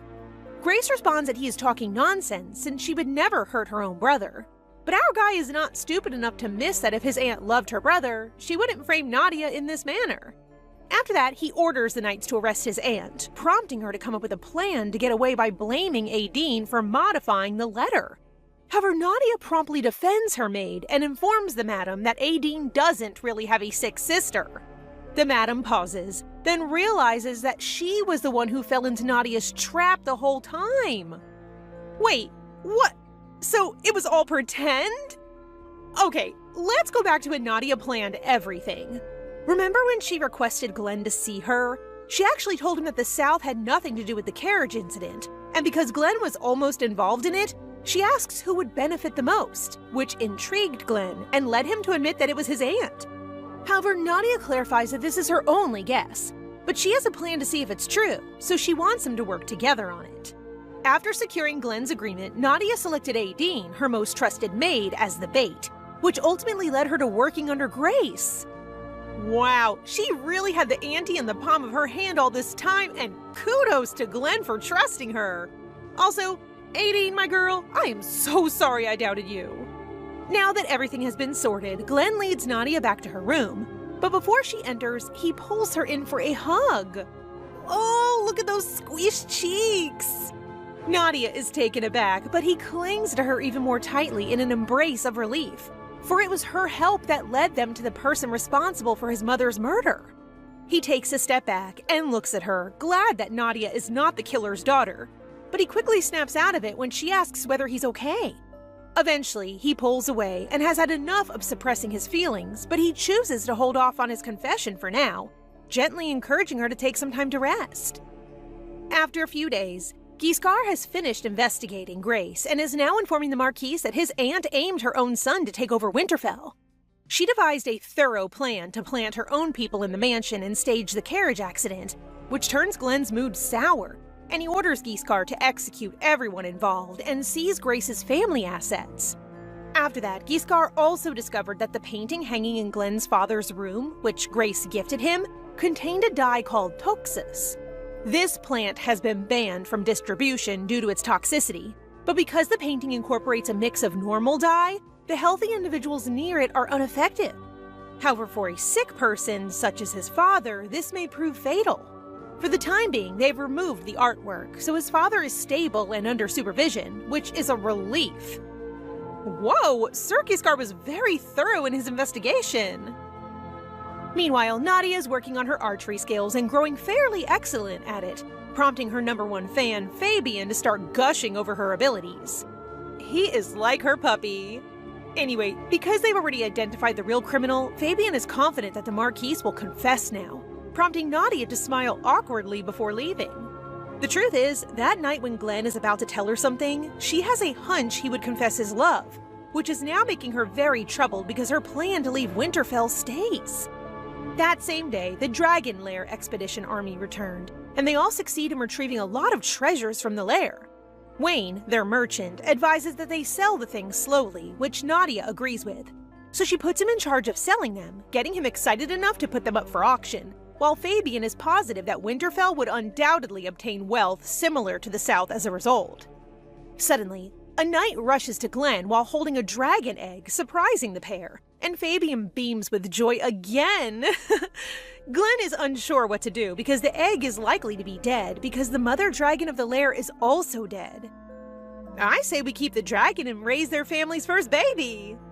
He then looks at his wife and offers her the egg, considering that she was the one who discovered the dragon lair in the first place. It may be dead, but Glenn claims that it can still serve as decoration, which Nadia gladly accepts. They place it in their shared office, and our three maids can't stop thinking about how adorable the baby dragon will be and how they'll be able to tame it, prompting Nadia to remind them that it could be dead. However, they know their lady is still hoping it would hatch because she placed it by the sunlight window and wipes it every day. Nadia smiles shyly, but the truth is that she's making the effort not because she wants a baby dragon, but to cherish her first gift from Glenn.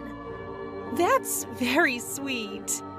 Following that, Gordon shows up to notify the Marquise that Jiho Lee has slayed a dragon, which is exactly what happened in the past as well. Jiho's fame surged after slaying Godavria, the venomous dragon, and he will go on to become a real hero in the war against the demon tribe, which is yet to happen. Glenn is known as the North's war hero, while Jiho is gaining popularity as the South's dragon slayer. So Gordon is concerned that this will strengthen the South even more. But Glenn is unbothered and is only concerned with how to improve their territory. Speaking of the South, we see the eyesore father of Nadia welcoming the return of the Dragon Slayer, Jiho, who bows down before him and provides a report of their successful expedition. The Duke then introduces his nephew Aiden to Jiho, and they exchange greetings. But Jiho senses that this is the guy the Duke wishes to adopt and pass on his title to. However, he flinches when Aiden mentions how he was almost engaged to Nadia, prompting Jiho to give him a fake smile. After that, because the Duke is in a good mood, he whispers to Jiho that the party today is to celebrate his achievement, so he can ask him for anything he wants before walking away with Aiden, leaving Jiho in his position, furious at the Duke because the only thing he wants has already been taken away from him. Is he talking about Nadia? So he loves our girl and isn't a traitor? Are we supposed to feel bad about him now? Anyway, I'm sorry, modern world guy, but it appears that Glenn is making his move as he enters Nadia's room and decides to finally confess. Our girl is growing nervous as she anticipates what he's about to say when they are interrupted by a panicked maid who informs them that his father has finally woken up. Ugh, the timing! Father, please go back to sleep for about 10 minutes! They summarized everything that has happened in Winterfell, and Isaac, Glenn's father, is still in awe that his son married Balajit's daughter, who developed a disease cure, conquered Balan Castle, discovered a dragon lair, and built new armor for their armory, all because she loves Glenn. Our guy is now embarrassed, but all he wants to say is that he's certain that Nadia is not a Balajit spy, which just means that his father should be nice to his wife, prompting his father to laugh since he's glad that his son knows how to take care of his girl. After that, Gordon gives Isaac their final records, and as he examines them, he can't believe it's real, causing Gordon to sob as he informs him that they are now as wealthy as the South thanks to the Marchioness. Nadia gets flustered and states that it's only possible because everyone worked together, particularly Glenn, who placed his trust in her, causing Isaac to become overwhelmed and believe he can die happily now. However, he changes his mind and requests to see an heir first, causing the couple to freeze in surprise. Having a child is not in Nadia's plans because she will eventually leave, so she openly tells her father-in-law that Glenn has previously stated that he has no intention of sharing a room with her. She's just getting her husband into trouble! This surprises Glenn, but he recalls saying it on their wedding night, so he's now feeling guilty that he missed the opportunity to apologize. Isaac begins lecturing his son, but Nadia adds that it is not Glenn's fault because she is the one who has a one-sided love for him and that they must not force him to share a bed with a lady he does not love. However, she understands how crucial having an heir is for noble families, so she proposes that they get Glenn a concubine, which makes our guy here look so horrified. That is wild, girlie! How did we get from almost confessing to here? Isaac requests a private talk with his son to find out what happened, prompting Glenn to explain that he said that before since he believed Nadia was a spy, and had no idea it was etched in her mind until now. Hearing this, Isaac guesses Glenn feels differently now, which our guy here timidly confirms, much to his father's relief, and tells him to clear up any misunderstandings. Meanwhile, Nadia is resting in her bed, pleased that she was able to escape the situation earlier. But even though she suggested it, the thought of Glenn having a kid with another woman makes her heart ache again. She must not be swayed, so she reminds herself of how she was betrayed in the past, and she must leave since staying in Winterfell will only lead to her being dragged into politics. Suddenly, she hears a knock from Glenn, who has come to properly apologize for everything he said back when he thought she was a spy. Nadia is amazed to hear Glenn apologize, because she has always been mistreated and ridiculed by her family, including Jiho, but she has never received an apology. This makes her smile sweetly at him and accept his apology. But that's not the end of it, because Glenn has moved closer to her to confess. Neither of them has spoken a word yet, but their blushes are becoming so intense that he cups her cheeks as Nadia shuts her eyes in anticipation of that kiss. However, our girl decides to push him away since this will interfere with her plans. So she decides to finally reveal that she used their marriage to run away from her father. She knows Glenn will be upset and may even divorce her right away, but since this is Glenn we're talking about, she holds out hope that if she explains the situation to him, he will understand. They decide to go in the garden when Nadia breaks the silence, and with a desperate expression, requests him not to be upset by what she's about to tell. Glenn is caught aback by her frightened expression, so to reassure her, he kneels and swears to trust whatever she says. She feels so guilty looking at him, but despite the fact that it was all a lie at first, she ends up enjoying their moments together, and she's now crying when she realizes it. Glenn hurriedly wipes away her tears, wondering whether she's ready to come clean that she lied about marrying him out of love. Oh, he already knows! Nadia is taken aback by how much he knows, leaving Glenn visibly pained that his guess turned out to be correct. He never questioned her commitment to Winterfell, as her influence has undeniably transformed their territory for the better, including him. Yet when he reflects on it, it's almost unbelievable that someone as remarkable as her could fall in love at first sight with him. Now that the truth is out, Nadia musters the courage to openly express her hatred for her family. They sit down, and Nadia talks about how her father and half-sister tried to use her as a pawn. If she had stayed any longer at their mansion, she is certain that they would have killed her, so she is desperate to get away, which is when she saw him during the parade. He is the perfect way out because he hates Balajit as much as she does, and is a powerful man who can help her get her revenge. She apologizes for lying again, but she also emphasizes that while this is all about her revenge, part of her plan is to help Winterfell grow, which will undoubtedly benefit him. She then looks so bitter when she says that once they destroy the house of Balajit, she would quietly leave Winterfell, which alarms Glenn. Oh, the lovely smell of proper communication is so satisfying, but I don't think Mr. Husband has any plans to let you go, Missy. She continues to say that after everything is over, she will agree to a divorce so he can find a new bride, which frustrates him. Now he understands why Nadia was so intent on making Winterfell great and paying little attention to him, because she was so hungry for revenge. If he thinks about it logically, he will never find someone as bright as Nadia. Thus, her plan to get revenge would also help him get rid of his enemies, making it a win-win situation for him. But he can't help but feel disgruntled about it. You're basically hurt to find out that Nadia has no feelings for you. Anyway, he decides to brush it off and focuses on how Nadia's help will benefit his family. So he takes a deep breath before agreeing that her deal isn't so bad because she is both helping Winterfell prosper and has a plan to bring down his enemies, so he understands why she has to pretend to love him. After that, he flashes her that sour smile and announces that they are now partners, so she can stop acting in love with him, which she agrees to. Aware that this is ultimately for the best, she swears to herself that she will refrain from doing anything that could affect both of their feelings. Following their conversation, Glenn chooses to tire himself out by practicing archery. He struggles to pinpoint the exact moment he became distracted by Nadia's smiles, or the reason he became so furious when she suggested he find a concubine. His hand is now bleeding, but he doesn't care because his heart is in far more pain than the scrapes. because the truth is that he desperately wants Nadia to stay by his side. After that, he begins laughing to himself as he realizes that in Nadia's little game of pretending to love him, he was the one who actually fell in love with her. Look how the roles have reversed! I can't wait to see him gushing and falling head over heels for our girl. However, his thoughts are interrupted when Lisa runs in to deliver an order from his father, which is for him to sleep in Nadia's room tonight. He woke up from his coma and became the captain of our ship. They're now in bed, and our lover boy is doing his best to calm his racing heart by reminding himself that Nadia has no feelings for him. So to stop being awkward, he breaks the silence and asks if living with her father was difficult. This triggers a flood of memories of the abuse for Nadia, and in a pained voice confirms that it was, making Glenn feel guilty over bringing up such a sensitive subject.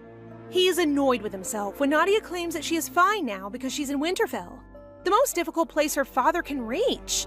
With her secrets out, she gives Glenn an infectious smile as she says that she trusts him to help her when things go tough, making him look at her in admiration. He then abruptly stands up and officially tells her that he will indeed protect her. And he stutters as he makes an excuse that this is all because they are partners with the same goal. Nadia is once again taken aback by Glenn's actions, since she never imagined that even after telling him that she's only using him and is not in love with him, he would stand in front of her pledging to keep her safe. She had never heard such kind words from her own family, and the guy she trusted had deceived her, so she couldn't help but get teary-eyed. Perhaps it's because she's so cute right now, Glenn can't help but lay her down on the bed and contemplate whether he should now ask her to stay. But Nadia slams him with a pillow before he can come up with an answer, expressing her fear that she may opt to stay with whatever that is about to happen. She can't allow it because she thinks she's a horrible person for taking advantage of Glenn and believes he deserves better treatment from someone else. She immediately apologizes and reminds him that if her plan succeeds, she's going to leave Winterfell for good, which breaks Glenn's heart and causes him to smile bitterly. Still, he understands her, and as he kisses her hand, he promises to help her with her plans. The next day, Nadia goes for a walk with her 3 maids, but they are sidetracked by the knights practicing in the field. Nadia notices Glenn practicing as well and is amazed by how attractive he is, while the 3 cupids guarantee her that her husband is far better than Jiho of the South. Swordsmanship and archery are 2 of Glenn's strengths, and when Lisa mentions that he's also taller, everyone is taken aback when the man they're praising agrees with them. Glenn then flashes Nadia that naughty grin as he adds that his shoulders are even broader, which she finds hilarious. Is this the same Glenn we know? He's so playful, I love it! Staring at his wife, he recalls their chat last night, and while he stated that he understands her plan, it does not imply that he will follow it. Like, no ma'am. He regrets being so mean to her before, but because he can't go back in time, he resolves to win her heart until she changes her mind. A man who realizes he made a mistake and wants to improve? I am in love. So, to make his move, he brings her to the forest to teach her archery in a realistic setting, while smiling reassuringly to be there for her every step of the way. He really said, I will not beg her to stay, but I will make her want to stay. Let's go! However, Nadia finds it weird that there are no knights accompanying them, prompting Glenn to explain that they're still in training, which is actually a lie. Well, the truth is that before preparing this date, Glenn approached his own trio of cupids for advice on how to win Nadia's heart, prompting them to begin scolding him for not reciprocating Nadia's feelings before. It's not like he can tell them the secret, but these knights are more than happy to help him. The first step is to invite Nadia to the forest for shooting practice so that he can spend some time alone with her.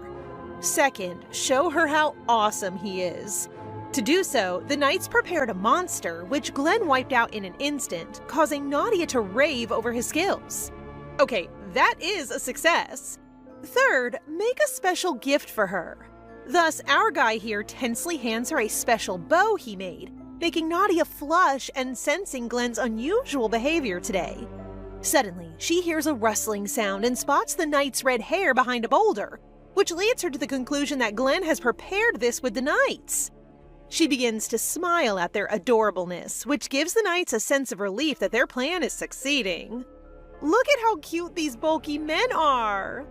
Nadia chooses to play along, so she continues her mini-date with Glenn and begins practicing archery.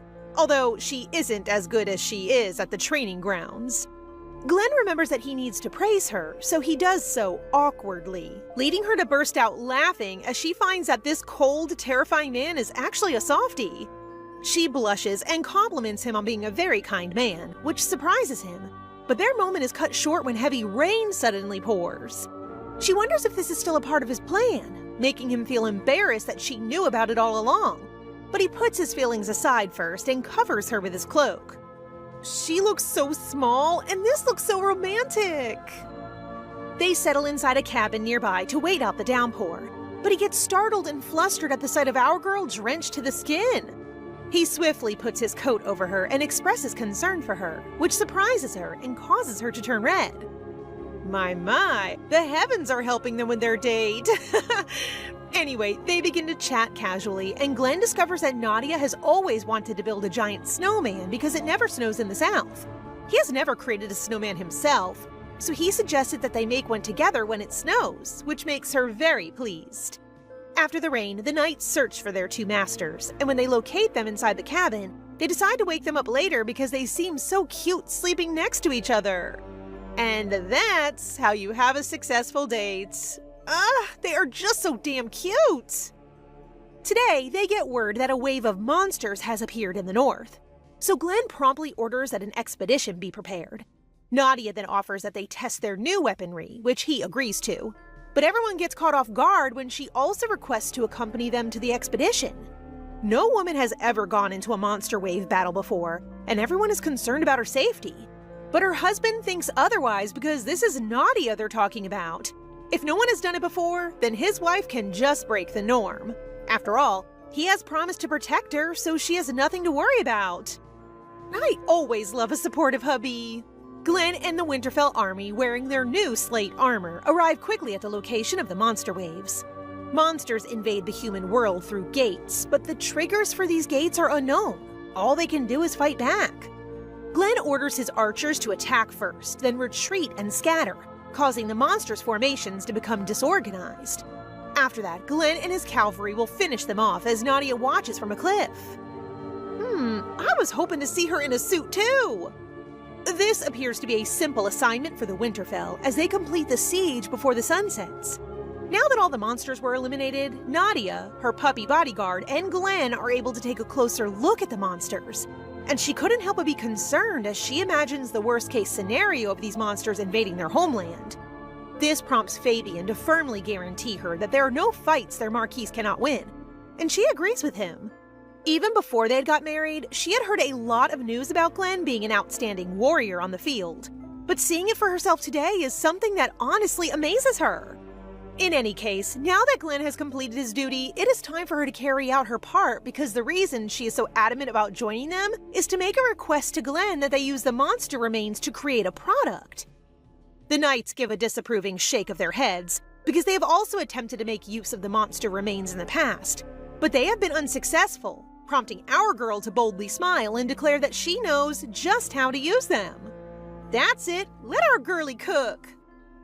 Everyone is taken aback, but Glenn is simply intrigued as to how she would utilize it, as he is positive she already has plans. He then discovers that Nadia intends to use it as medicine, something they had tried before, but she appears to have a way she discovered in an ancient book she read. She already feels that they would be suspicious of her clever idea again, since it is something she has heard in her past life, particularly during the war between humans and the demon tribe. Researchers discovered that demons devour their own kind for medication, which led to the creation of this secret product. They are already doing well in terms of agricultural production, so Nadia advises that they improve their commerce and trade by using the product she will develop. When Glenn agrees that they need other sources of funds, she picks the dead Medusa monster as an example. She gets closer to the Medusa as she explains that its hair contains snake venom that can be turned into medicine when the snake hair launches at her. Glenn swiftly grabs her and cuts the snake in half, unaware that his armor is melting and his arm is bleeding. They set up camp that evening, and after examining Glenn's health, the doctor confirms that he was not poisoned, although the wound is fairly large. As a result, the Marquise has a high fever and needs to be attended to, so the doctor suggests Nadia summon a maid. But why when we have the wife here to take care of him? The doctor needs some shipping lessons from father. Anyway, Nadia enters his tent and looks very guilty, prompting Glenn to explain that serpent creatures can sometimes cling to life even after they're dead. Therefore, what happened to him was not her fault at all. Still, he could be gravely harmed, so she hopes he will take good care of himself on the battlefield because he's the leader of Winterfell. She pauses mid-sentence as she realizes she is nagging him too much, but she is sincerely concerned about him. Glenn, on the other hand, looks at her with a serious expression on his face and says that he is simply doing what he promised to do, protect her, which feels foreign to her. He is so different from the knights she has met so far, since Fabian feels like a brother to her, but the other knight? Jiho, a knight she considers trash for betraying her for greed. She feels compelled to express her admiration for his gentlemanly behavior, admitting that she may have fallen for him if she were less mature. Girl, your resistance to men is simply too strong, because if this were me, I would be over the moon. Regardless, Nadia says that out of nowhere, that it is now making Glenn all flustered and red, getting her concerned that he has a high fever, so she leans closer, their faces nearly touching, to check his temperature. I'm the new doctor, and as far as I can tell, you have poisoned this man, ma'am. And thanks to you, Glenn is now blazing hot, so she naggingly tells him to sleep, while our poor boy here just sniffles in frustration. So cute. It's the middle of the night, and Nadia hasn't slept at all, but she's pleased Glenn's fever has finally dropped. She grins as she watches his sleeping face and thanks him for protecting her, then kisses his cheek as a reward. Please tell me you're awake and kiss her for real! After the monster wave lowered, the expedition crew returned home with carts filled with monster remnants. When they step out of the carriage, our couple discovers that it is already snowing, which reminds Glenn of their snowman building promise, causing Nadia to beam so excitedly. She's getting happier every day, and I'm enjoying it. Gordon immediately welcomes both of them and informs Nadia that Wayne has returned from his merchant trip as well. The couple sees Wayne, who appears to have done well selling the treasures they recovered from the dragon lair. However, the old man must return to the capital as Nadia requests, since she requires numerous items necessary for creating the products she wants using the monster remains. She offers to double his commission for this trip, which gets this businessman all excited to do everything she wants. After the business chat, Wayne shows them the shimmering silk created by the fairies in the Golden Forest, which cannot be purchased with money.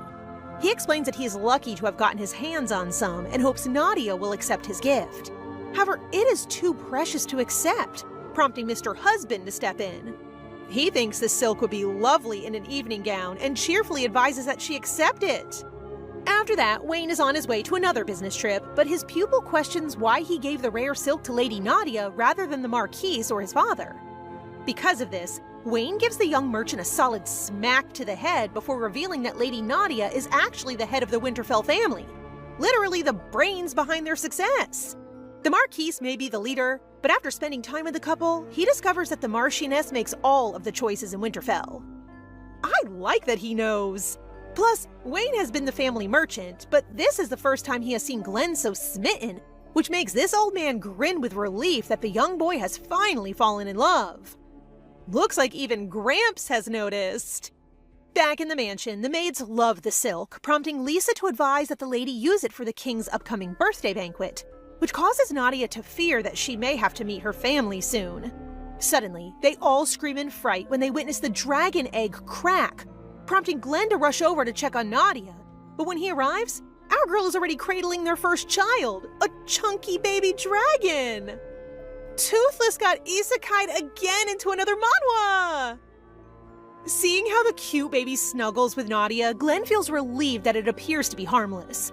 He then shares with Nadia that monsters generally dislike humans, but they often see whoever they first encounter as their mother, which is why the baby dragon is so fond of her. Nadia is thrilled to discover that the baby dragon sees her as its mother and eagerly turns to Glenn for ideas on what to name the adorable creature. He suggests checking it out first to ensure their safety, all while gently stroking the dragon's head. However, the dragon unexpectedly bites his hand, which makes Nadia feel a bit nervous. Nadia swiftly reprimands the tiny dragon for his behavior toward humans, emphasizing that she cannot keep him if he causes harm, which makes the dragon teary-eyed. Look at those cheeks and the way he sits! Ugh, so cute! She then thinks Noah is just the perfect name for the dragon, and the dragon smiles as if he completely agrees. Not long after, on a bright sunny day, Nadia keeps calling out for Noah, feeling a bit anxious about where he might be. She finally wanders into the kitchen and sees one of the cooks. She then mentions she feels that Noah might be hiding nearby, and sure enough, they hear a noise coming from inside the cabinet. Nadia swings open the cabinet, and there's the little dragon happily munching on a strawberry cookie. She quickly scolds him again, and the dragon responds with a tearful, adorable reaction. Ugh, I really need a chunky, adorable baby dragon too! Inside their office, Glenn feels a bit concerned that Noah might be exploring the whole castle.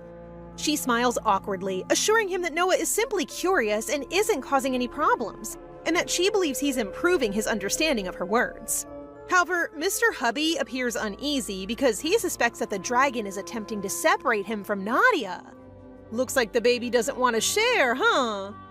Anyway, it looks like Glenn will be able to solo Nadia soon because they just received an invitation letter from the royal palace, which means they have to go to the capital, making Nadia shiver because she can no longer avoid facing her disgusting family. Glenn then discovers that the medicine she developed using the monster remains has already proven successful, so Nadia intends to begin selling it during their trip to the capital. Although he doesn't doubt her abilities, he can't help but be concerned because it is unusual for a noble family to become actively involved in trading, prompting her to reassure him that she has everything planned out. That may be the case, but Glenn aims to reassure her that if the business fails, the Winterfell will never blame her, which makes Nadia smile as he has become much gentler to her. Nadia looks at him confidently and tells him that they must continue to increase their power since their real battle with the Balajit is just starting. Meanwhile, Jiho receives the same invitation letter and smirks since he will soon see Nadia. His aura reminds me of an obsessive ex-boyfriend, but we'll see. After receiving the invitation, the couple becomes really busy preparing for it, and now our girl looks gorgeous in every dress she tries on. The dresses are lovely, but I'm looking for that jaw-dropping factor. Or is it just me? Fortunately, these outfits are only samples that the dressmaker bought before crafting her attire using the rare silk. Nadia approaches him, and when she asks him to choose an outfit for her, he blushes with delight at having the chance to do so. However, the dressmaker cuts them off since Nadia has yet to try on one more dress. After she changes, the dressmaker explains that this is what is trendy in the South right now. And my, oh my, this is the jaw-dropping dress I love to see on her! A black turtleneck open black dress. If I'm thrilled, look at Glenn, who can't keep his gaze away from Nadia and stutters when he says that the dress is a bit revealing. Not to worry, Miss Dressmaker shows how Nadia can simply wear a shawl around her shoulders to make it more comfortable, causing Glenn to clear his throat and approve. So Nadia brightens and agrees to wear the trendy dress. Now that they are done with Nadia's dress, the dressmaker cheerfully advises that Glenn dress up to match his wife for the banquet, which Nadia agrees to. If it's a yes for the wife, it's a yes for him, prompting the overly enthusiastic dressmaker to quickly take his measurements. She then leaves the room after giving them a magazine with various suit types. The couple browses the pages, with Nadia becoming completely absorbed in the details, while Glenn finds it difficult to concentrate because she is too close. She then turns to him with a radiant smile, overwhelming his heart to the point of bursting, causing him to tear the magazine page in his nervousness. So, as an excuse, he claims that they will get what is on that ripped page. Can't wait to see them date already! Today, when Glenn walks into their office, he notices Noah looking excited, but quickly becomes upset when he realizes it isn't Nadia. Glenn still wants to be close to him, so he sits next to him and decides to pat him. But Noah instantly slaps his hand away and swears at him. Oh my freaking gosh, it talks! Okay, I'll just imagine he has a sweet baby voice. Glenn looks stunned, prompting Noah to aggressively declare that all dragons can speak, and that he is actually older than him before flying away through the window. Glenn sits there in disbelief as he realizes that the tiny dragon Nadia adores and cuddles with understands human language while pretending to be all adorable while she is around. He really can't believe his rival is a pretentious baby dragon, and his face says it all. That evening, Nadia dreams of being inside the prison where she died in her previous life. And to make matters worse, Jiho and her family are also present. Karen walks closer to her, and places the rope around her neck, causing Nadia to wake up gasping for air. My poor girl and her trauma. She then chooses to take a walk in their garden, and it appears that her nightmare has been recurring since receiving the invitation to the capital. She assumed she'd let go of the past, but it appears that her body and mind are still remembering the abuse. Glenn appears out of nowhere, explaining that he noticed her at the window and decided to check on her. He can see her troubled expression, so he feels worried about her, prompting Nadia to speak up about having nightmares about her family, which she finds laughable. She makes it sound like nothing, but Glenn understands since her nightmares show how horrible her early years were with her family. He gently takes her hand, his touch warm and comforting, and softly assures her that there's no need to worry, for this time, he will be by her side. She truly longed to hear those words, and the atmosphere shifted into something enchanting, but Noah chose that moment to interrupt them. Let them have their moment and don't make me hate you, chunky dragon!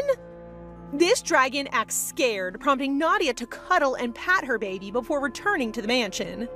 Nadia advises Glenn to sleep as well, and Noah gives him a smirk as if he just won, making Glenn furious.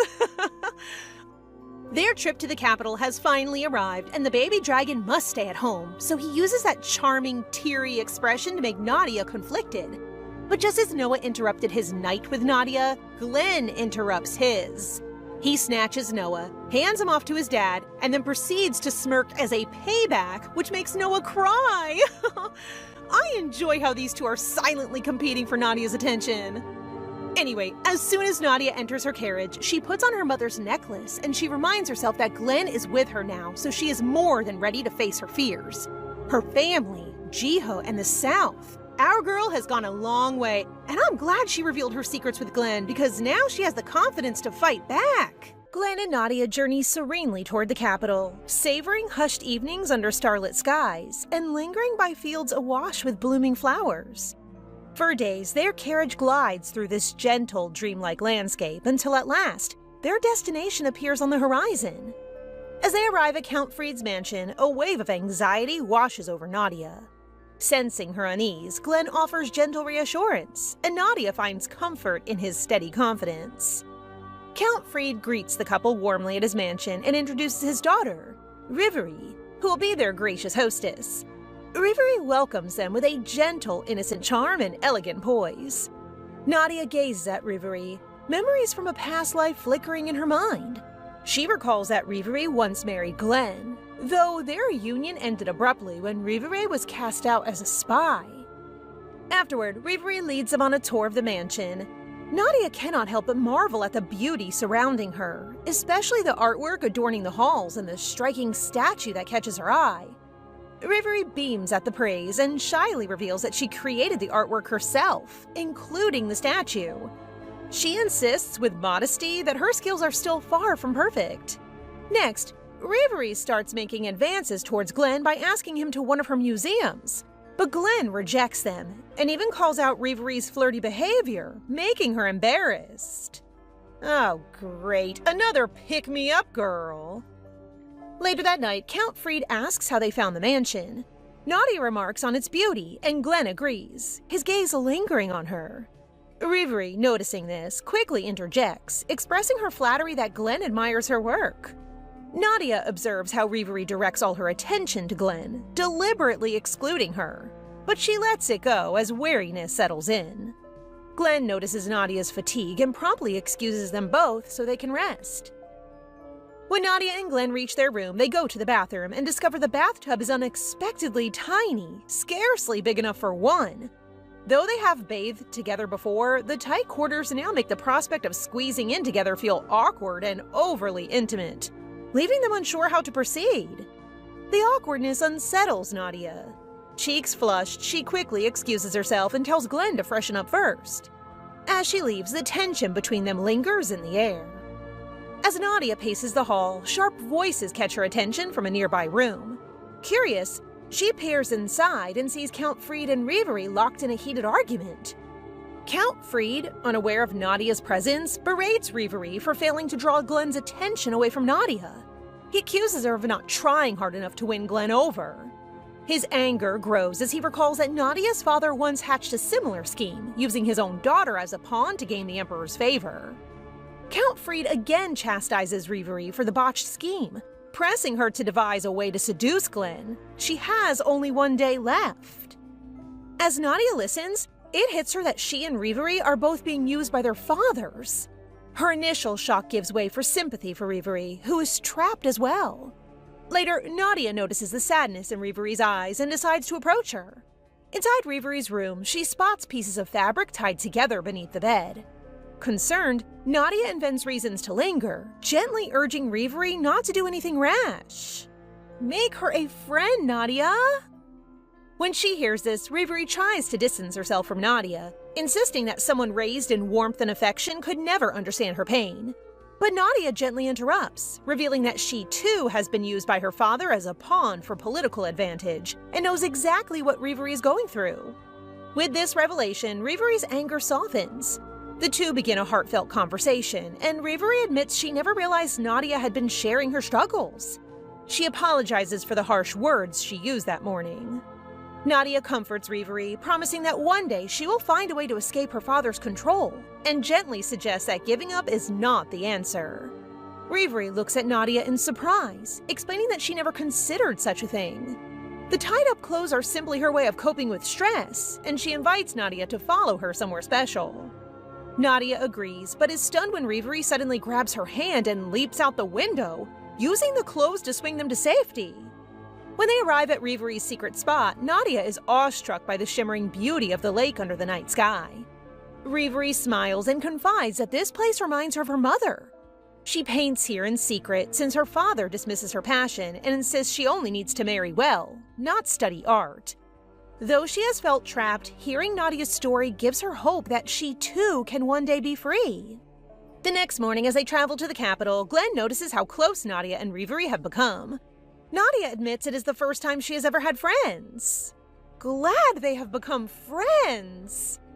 When they arrive, anticipation hangs in the air as a maid hands Nadia a letter from Aiden, inviting her to a tournament. Glenn's curiosity is piqued, and he asks with a grin which of their knights will compete. The day of the tournament arrives, and as Glenn and Nadia step into the arena, the other knights stare in awe at its immense size.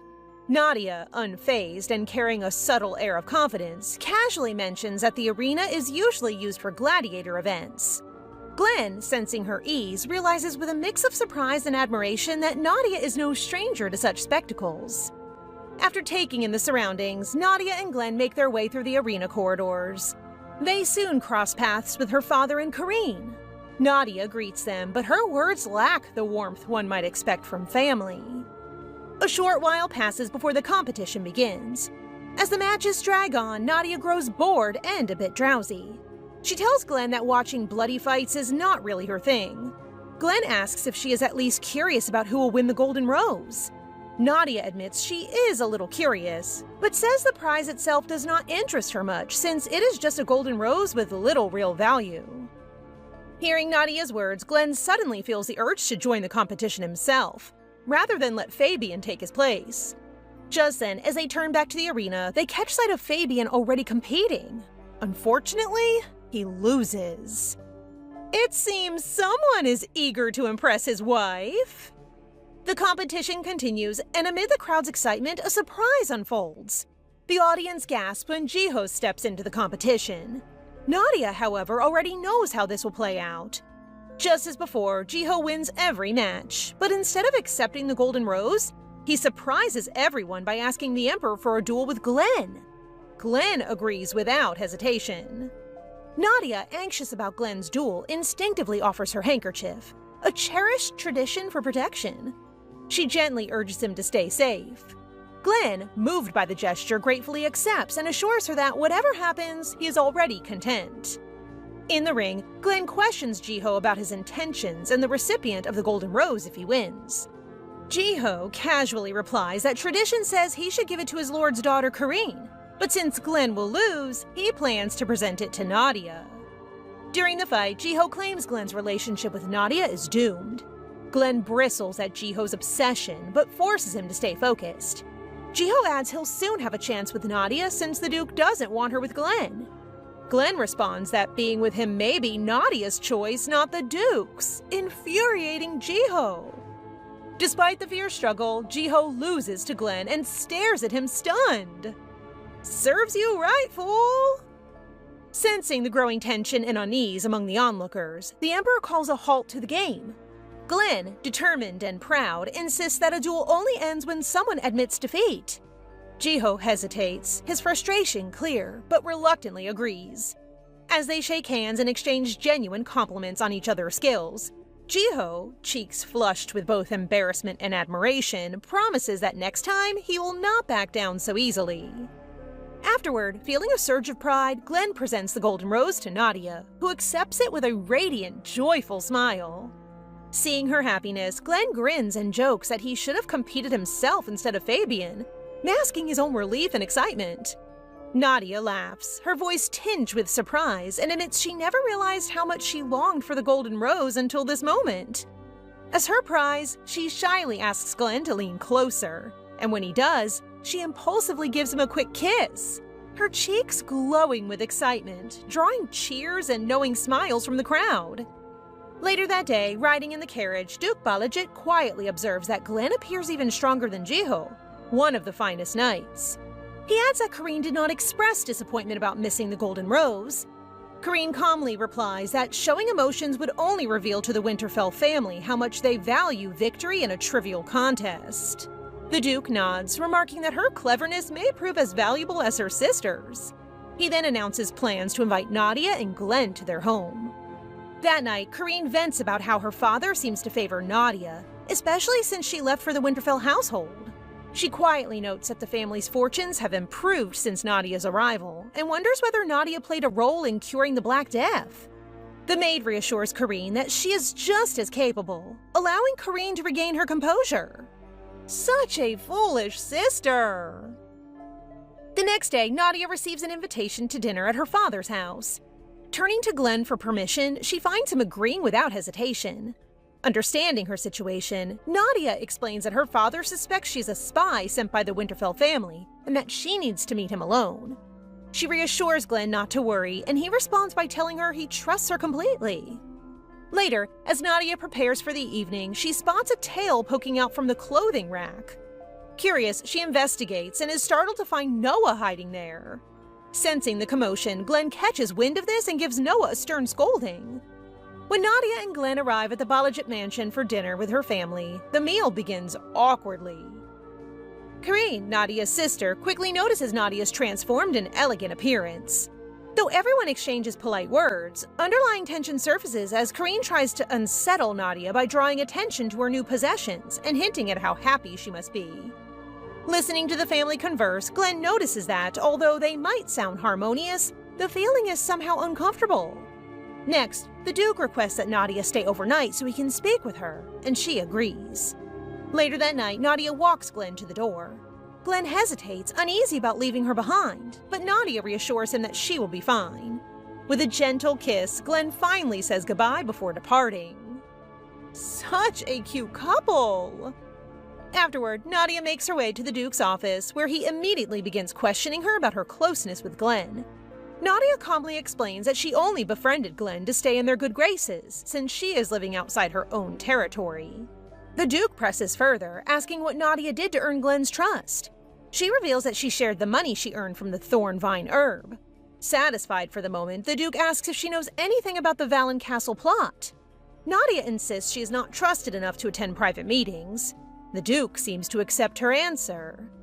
When Nadia returns to her room, Jerry announces that she will be the maid assigned to his sister.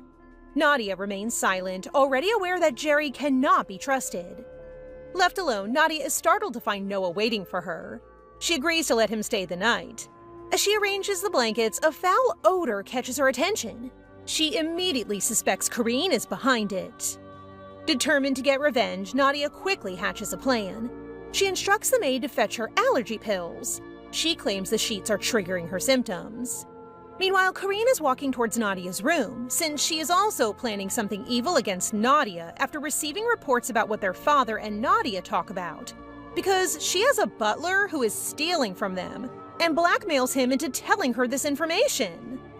Karine overhears the maid discussing Nadia's sudden disappearance. Karine believes this is the perfect moment to set her plan in motion. Karine truly is a wicked sister! Karine approaches the maid, feigning innocence, and asks about the commotion. The maid quickly explains Nadia's disappearance. With a sly suggestion, Karine proposes checking the basement, since the guard confirmed Nadia isn't outside. As they descend into the basement, Karine and the maid are startled by a noise from one of the rooms. Confident that her trap has ensnared Nadia, Karine smirks. However, when they open the door and find the room empty, Karine is left puzzled. At that moment, the Duke's voice echoes from the entrance, breaking the tension as he demands to know why Karine is there and how she knows about the hidden room. Panic flickers across Karine's face as she scrambles to blame Nadia's disappearance for their search, maintaining her innocent act and pretending to have stumbled upon the basement room by chance. Despite her efforts, the Duke remains unconvinced and orders that Jerry, Karine, and Nadia all report to his office. In the office, the Duke looks at Jerry and questions why she announced Nadia's disappearance when Nadia was in her room the whole time.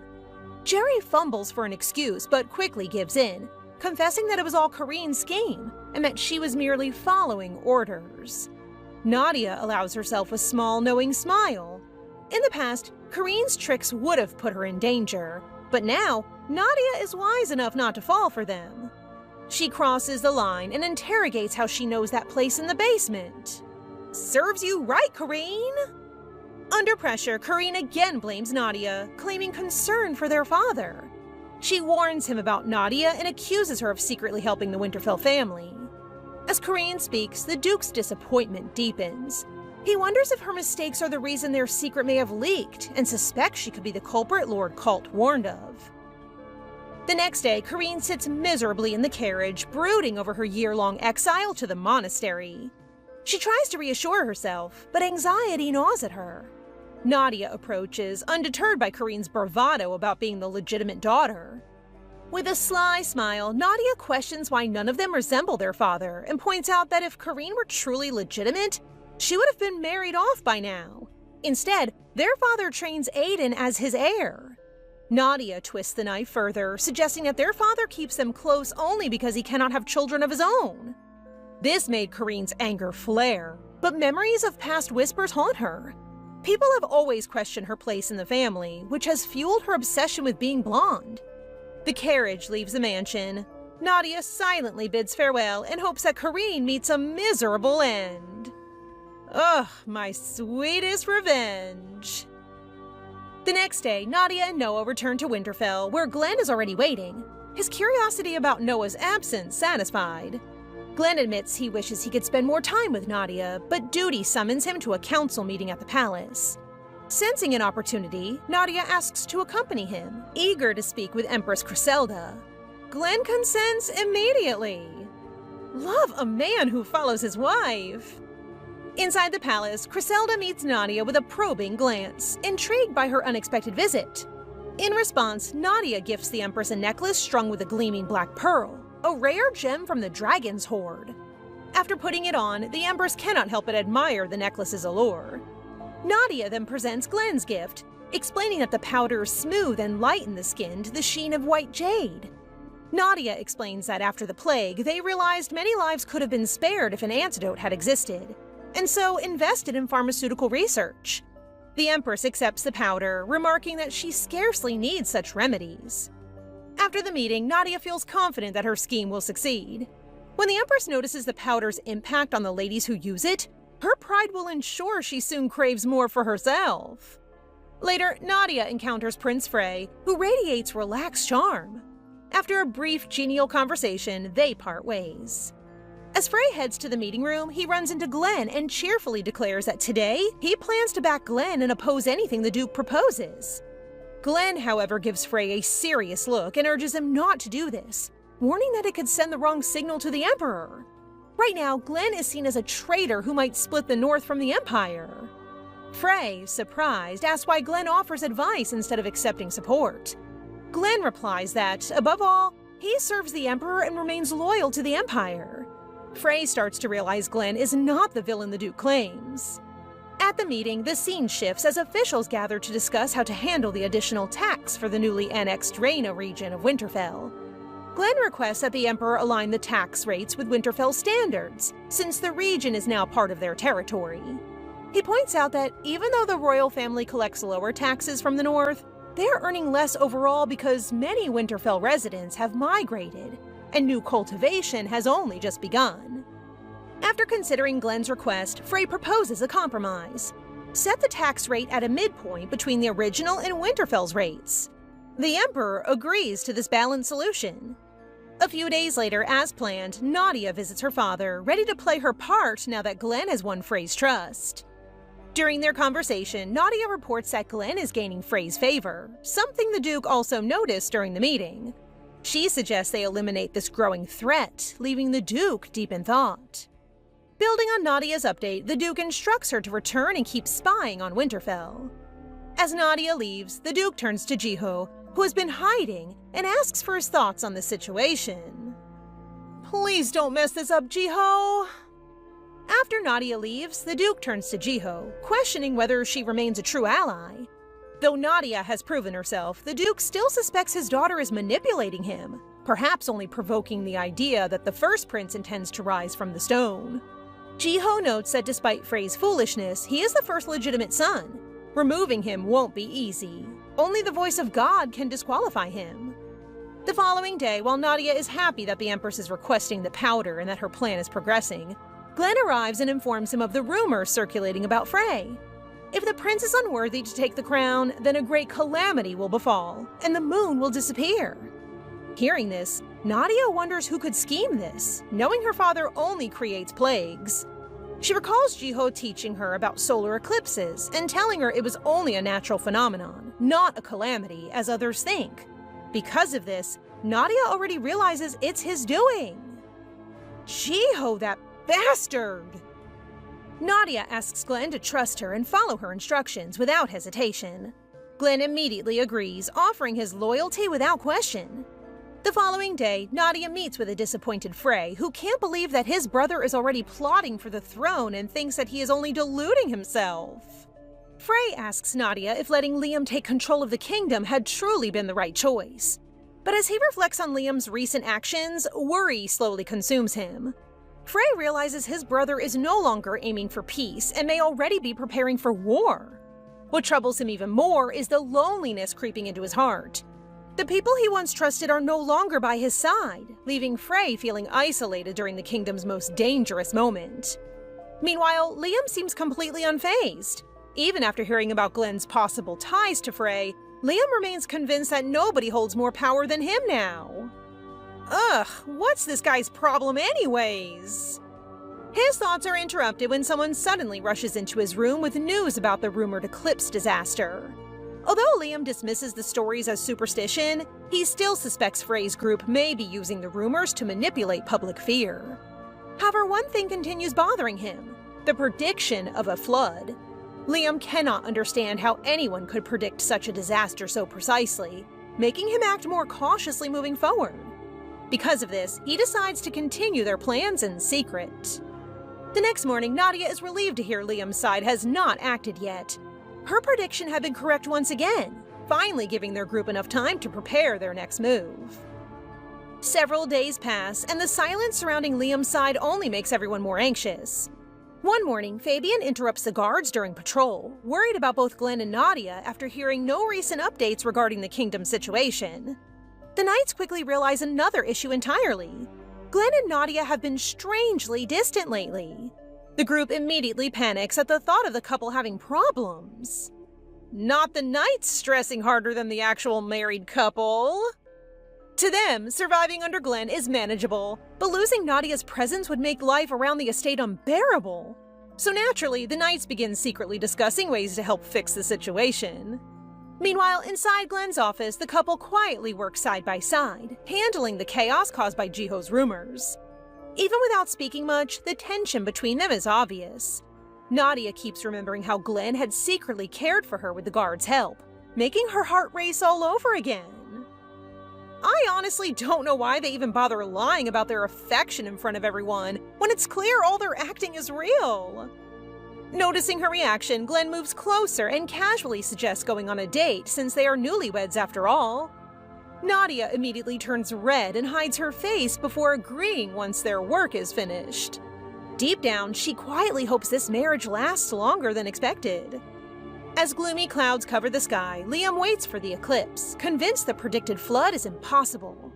But in the mountains, terrified villagers prepare for disaster, believing the imperial family abandoned them.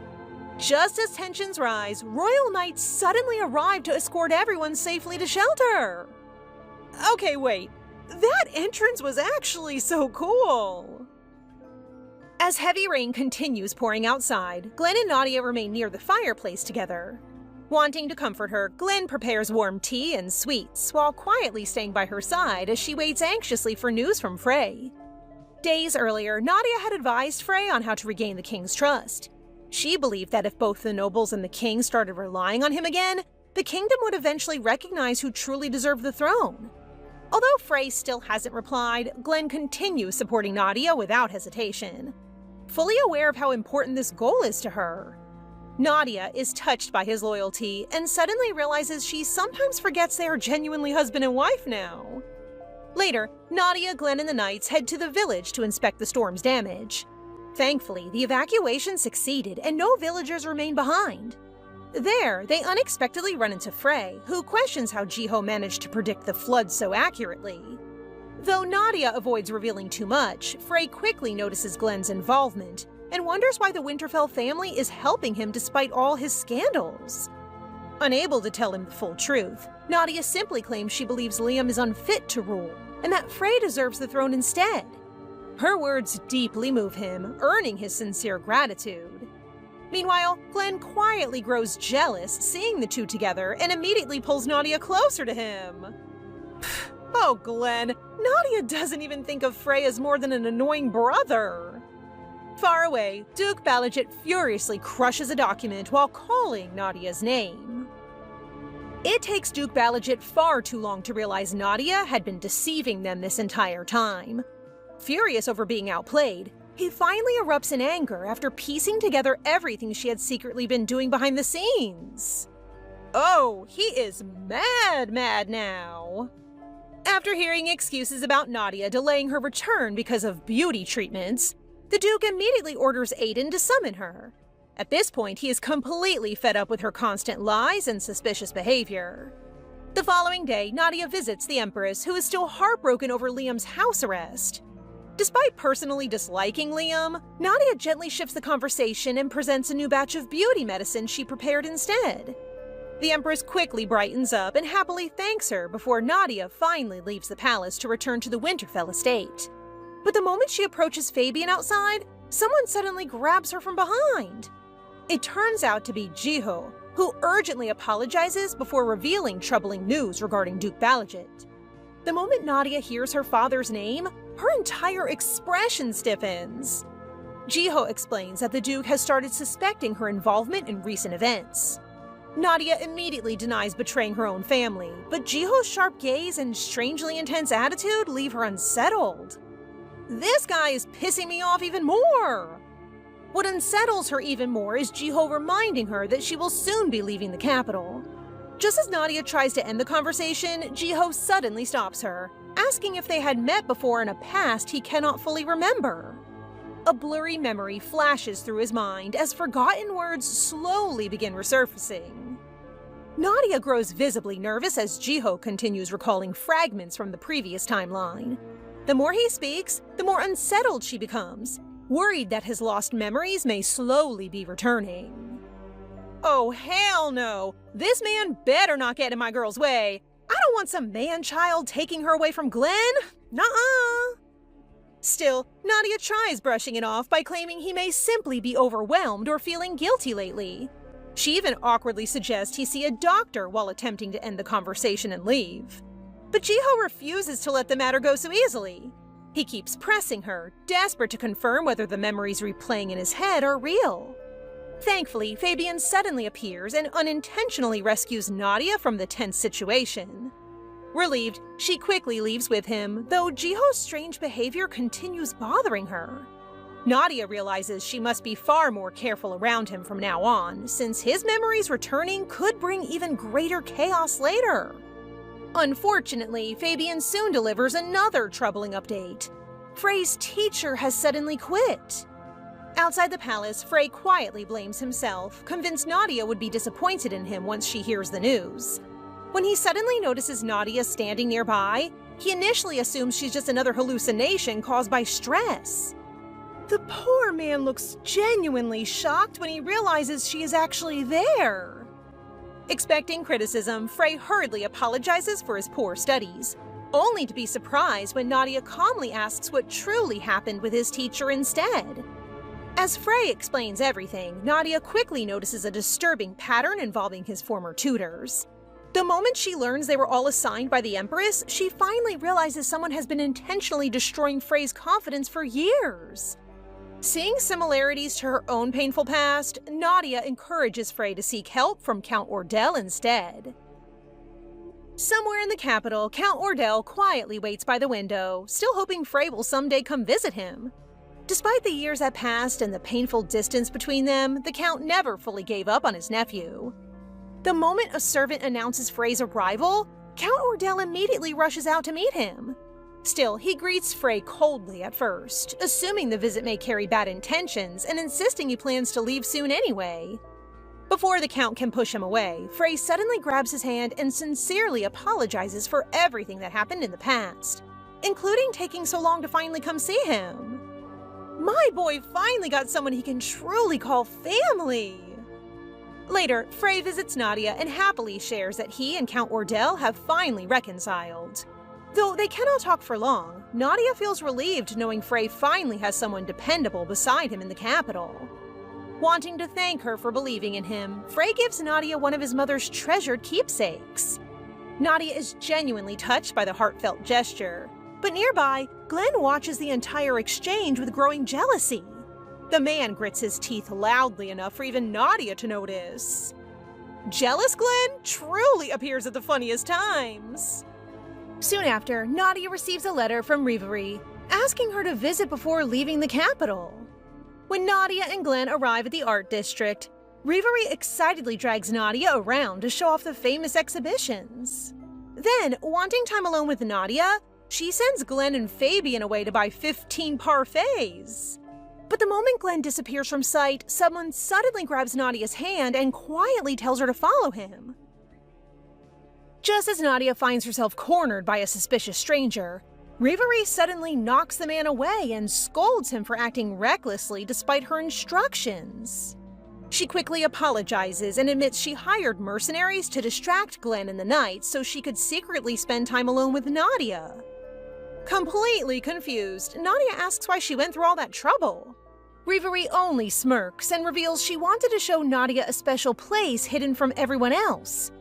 With Glenn and Fabian out of sight, Reverie happily drags Nadia to her private art studio, proudly showing everything she earned through her own hard work. Nadia is genuinely amazed seeing how freely Reverie now lives without constantly being pressured into marrying for status. Nadia warmly supports her choices and promises that one day the future will change for women like them. She even vows to return later as one of Reverie's future clients, making Reverie visibly emotional. As sunset approaches, the two begin heading back toward town using a shortcut. However, before they can reach the center, several strangers suddenly grab Nadia. At first, Nadia assumes they are part of Reverie's hired mercenaries, but both quickly realize these men are actual thieves. Nadia tells Reverie to find Glenn while she distracts them, but unwilling to leave her friend behind, Reverie suddenly bites one thief's arm, giving them a chance to escape. Reverie really said survival first, elegance later. The two desperately run for safety until Reverie suddenly trips. Thankfully, Fabian arrives just in time to catch her before she falls. Oh, wait a minute. Is this the beginning of something? Reverie and Fabian quickly snap out of their awkward little moment after remembering Nadia is still in danger. When they look back, the thieves are already collapsed on the ground while an absolutely furious Glenn stands protectively in front of Nadia. Angry Glenn is honestly terrifying. Even with the thieves defeated, Glenn still looks ready to attack again until Nadia hurriedly stops him, insisting they only grabbed her wrist and begging him to calm down. Relieved that Nadia is unharmed, Reverie tries standing up, only for pain to shoot through her ankle. Seeing she cannot walk properly, Fabian immediately carries her princess style and politely asks Nadia for permission to escort her home safely. Okay, wait. This pairing is getting suspiciously cute.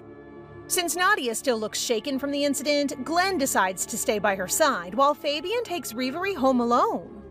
Back at the Winterfell estate, the staff happily welcomes them home, with Gordon proudly announcing their lands produce the biggest harvest yet. Suddenly, Noah leaps toward Nadia and accidentally knocks her onto the ground. Shocked by how much the little dragon has grown, Nadia quickly tells Glenn not to hurt him. Glenn argues that Noah is becoming too dangerous to keep around, and warns her that dragons can eventually learn human behavior and speech. Nadia dismisses the idea while lovingly pampering Noah, completely unaware the dragon actually understands every word and is secretly smirking at Glenn. Noah being smarter than everyone is taking me out. Later that night, after Noah falls asleep, Glenn presents Nadia with a large box filled with extravagant jewelry, leaving her completely stunned. Glenn explains that the jewelry belonged to his mother and that Nadia is meant to inherit the entire box. Nadia panics and refuses, worried she might damage something so precious. Her anxiety is honestly relatable. After some hesitation, she decides to keep only a jade ring. Glenn is surprised by her preference and suddenly claims he has loved jade stones for a year and a half. Nadia quickly realizes that it matches the exact time they got married. That coincidence is way too loud to ignore. Fabian ruins the soft moment by teasing Glenn's sudden jade passion, earning himself a foot stomp in return. Glenn then insists he will personally make a jade ring for her, but since it will take time, he temporarily gives her an emerald ring instead. He gently places it on Nadia's finger and holds her hand a little longer than necessary before pulling away and putting the box away. Oh my god, just get married permanently, you two! Glenn then shifts the topic, mentioning a famine in the northern region.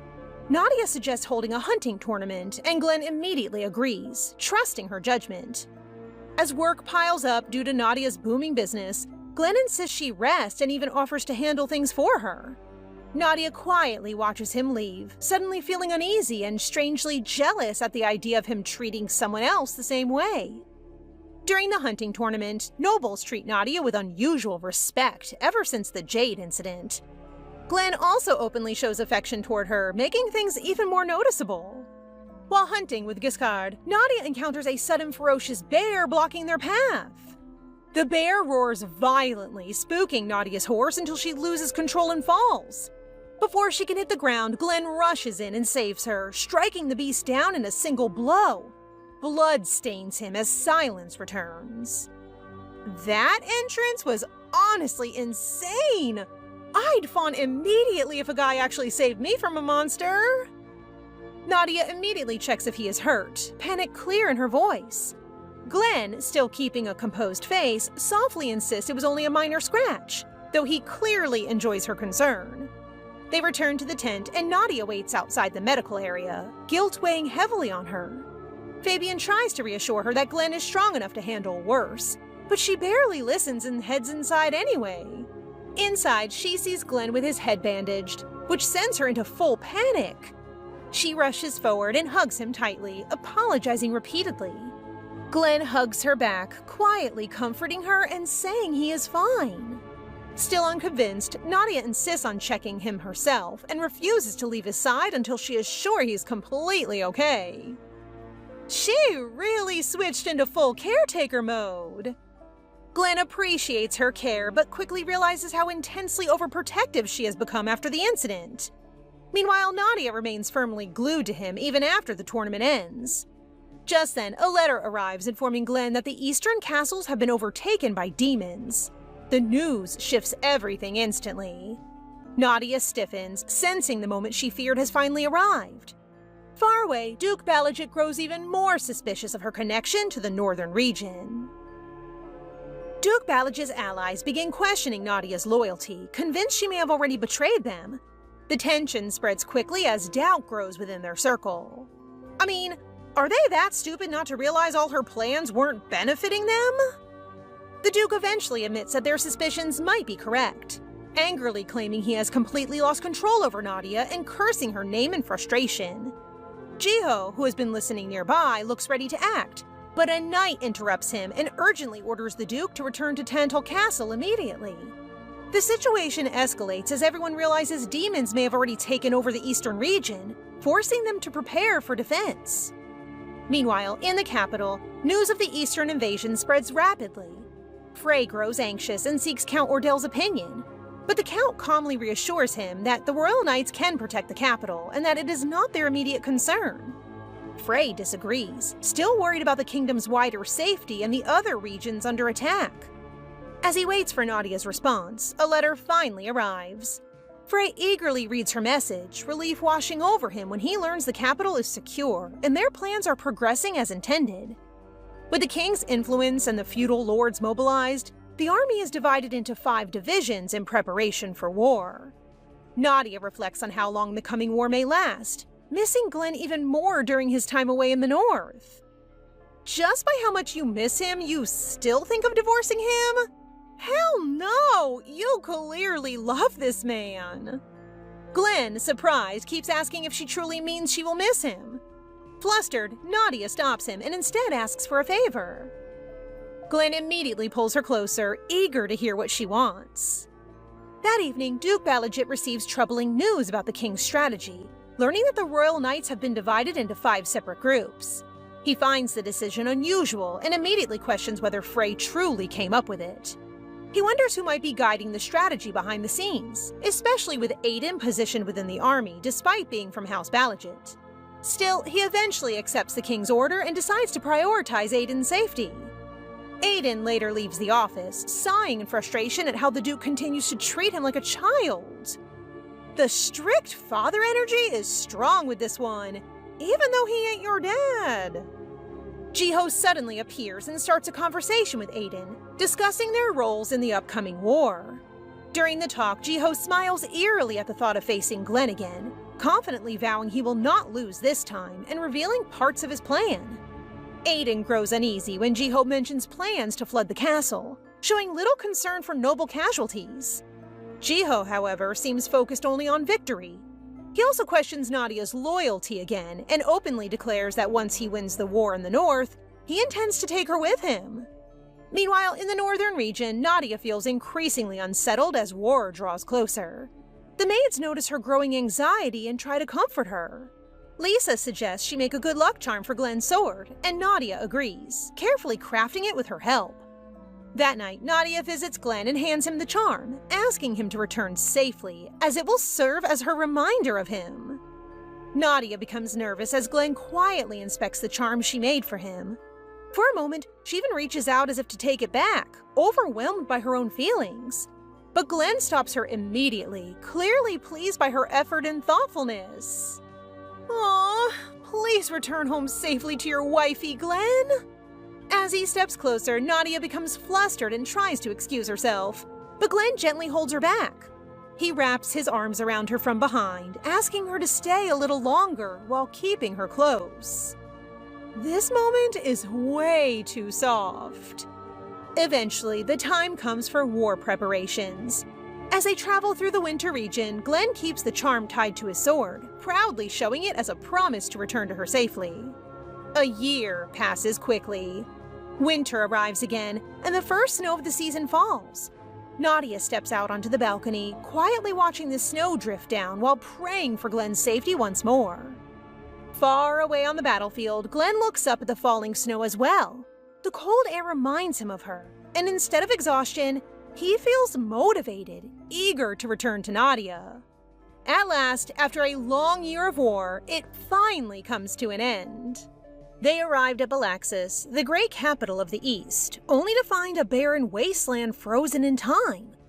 It is a heartbreaking sight, a once vibrant metropolis reduced to a bleak stronghold for the monster army. While a companion optimistically notes that liberating this final city means winning the war, The commander sharply warns against celebrating too early.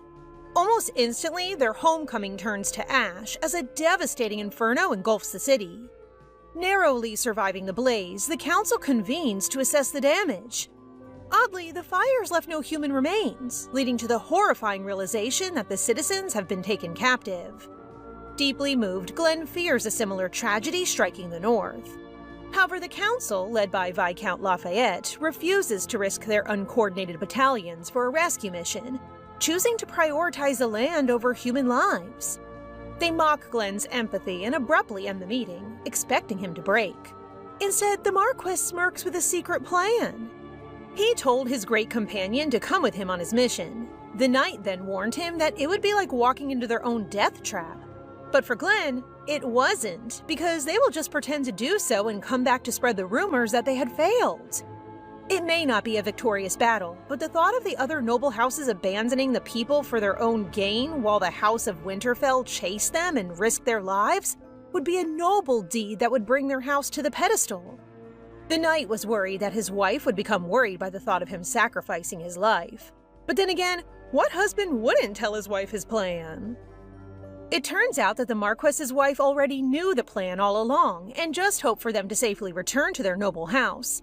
But before they could even process such victory, something was lurking around their state, and it was the monster from the west ready to attack them. The monsters were coming for them. Though putting on a brave front, the Marchioness trembles inside as the crisis deepens.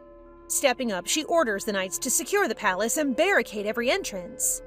The estate is accustomed to monster attacks every few years, but everyone assumed the beasts were driven away for good. Without immediate reinforcements, they face certain death. To her surprise, Commander Vincent risks everything by slipping out the back gate to seek help from the main castle. Outside, 500 monsters loom. Facing impossible odds, she orders weapons distributed to those trained to fight, while women and children boil oil and carve wooden spears. Fabian suggests dismantling the annex walls for stone projectiles, a costly sacrifice they must accept. Despair strikes when Vincent returns, overwhelmed and unable to break through. Worse, their messenger bird refuses to fly. Just as hope fades, her dragon companion Noah appears, takes the letter, and scatters the flying beasts. Yet peace is short-lived. By the third day, the monsters grow violent, breaching the outer defenses and injuring key commanders. Fabian begs her to flee, but she refuses to break her alliances through cowardice. Accepting his vow to lead, she appoints him commander, only for a horrifying realization to hit. The monsters are already inside. Cornered with nowhere to run, Nadia stands firmly alongside the injured soldiers. The reality is bleak. The invading monsters vastly outnumber them in both sheer strength and numbers. Refusing to yield, she orders the castle doors barricaded with mud and heavy furniture, desperately trying to buy time to treat the wounded. It is only then she notices she has been injured herself. Amid the chaos, her mind drifts to Glenn and the heavy burdens he has carried his entire life, recalling his fierce promise to always keep her safe. The beautiful memory shatters as the monsters breach the castle walls.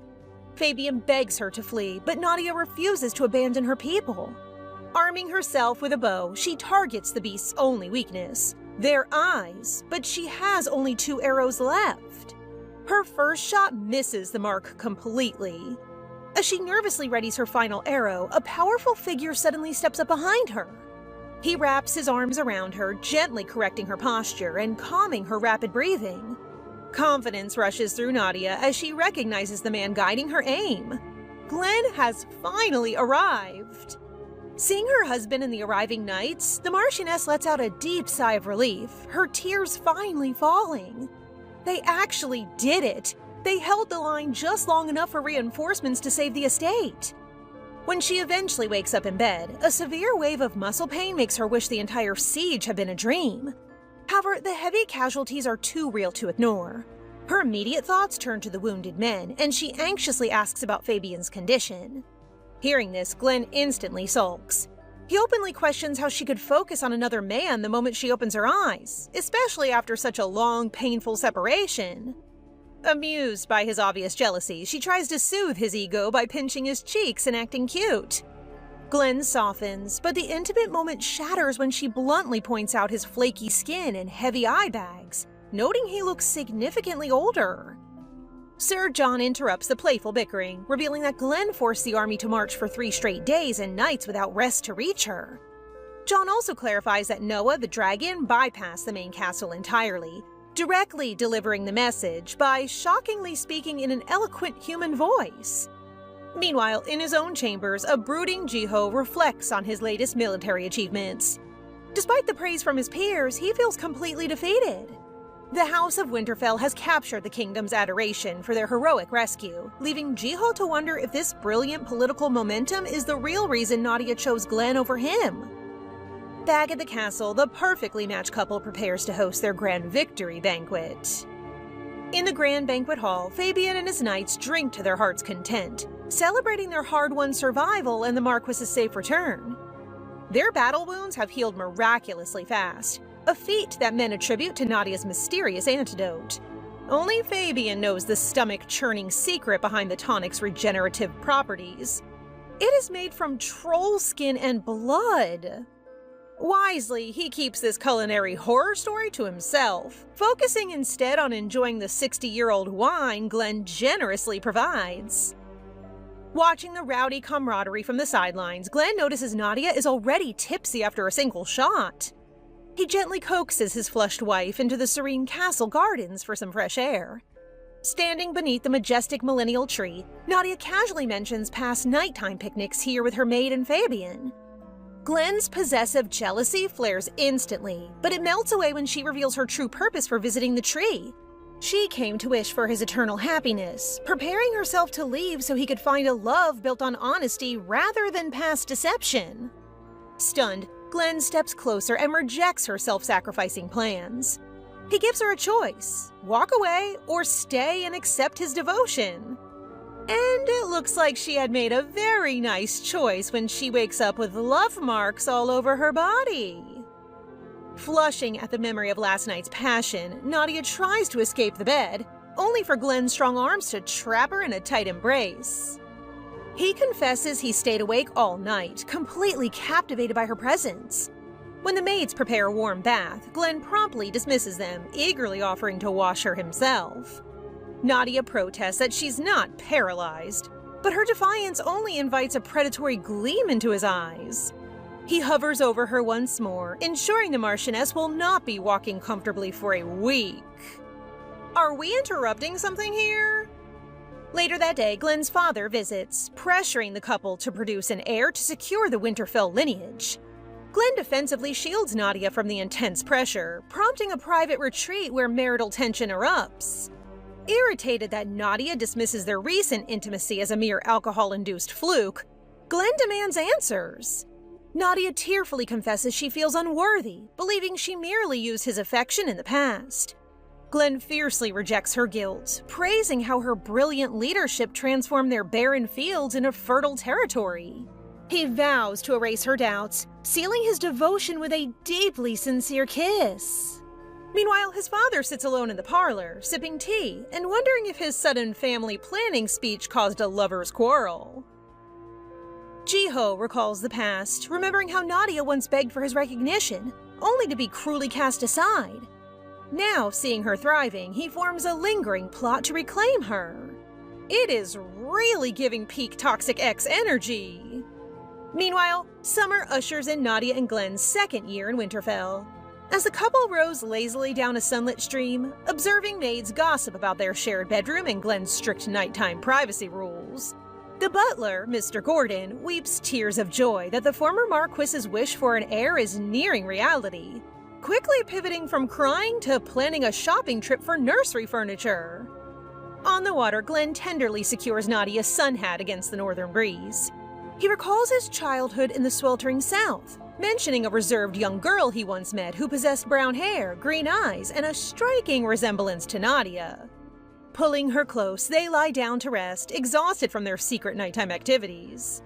Later, Sir John reports an influx of Eastern refugees, suggesting their labor can expedite the reconstruction of the northeastern region. Glenn consults Nadia, who enthusiastically approves. However, dread suddenly paralyzes her. She remembers this exact timeline from her past life, the impending poisoning of the Emperor.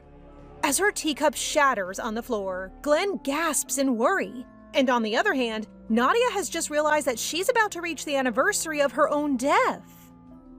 The second prince, desperate to overcome the first prince's deeply rooted influence, orchestrates a ruthless coup. He poisons the Emperor, framing his rival for the assassination to brand him a rebel and clear his own path to the throne.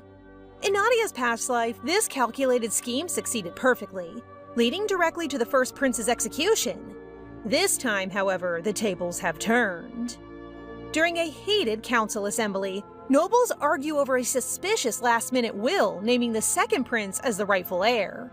While conspirators demand immediate acceptance, the Loyalist faction presents definitive, groundbreaking forensic evidence. A recent southern study reveals that combining a toxin from the buffer fish with hern herbs creates a delayed fatal reaction, manipulating the exact timing of the murder. Because a chaotic kitchen delayed the morning cleanup, investigators successfully retrieved breakfast utensils coated in the lethal substance.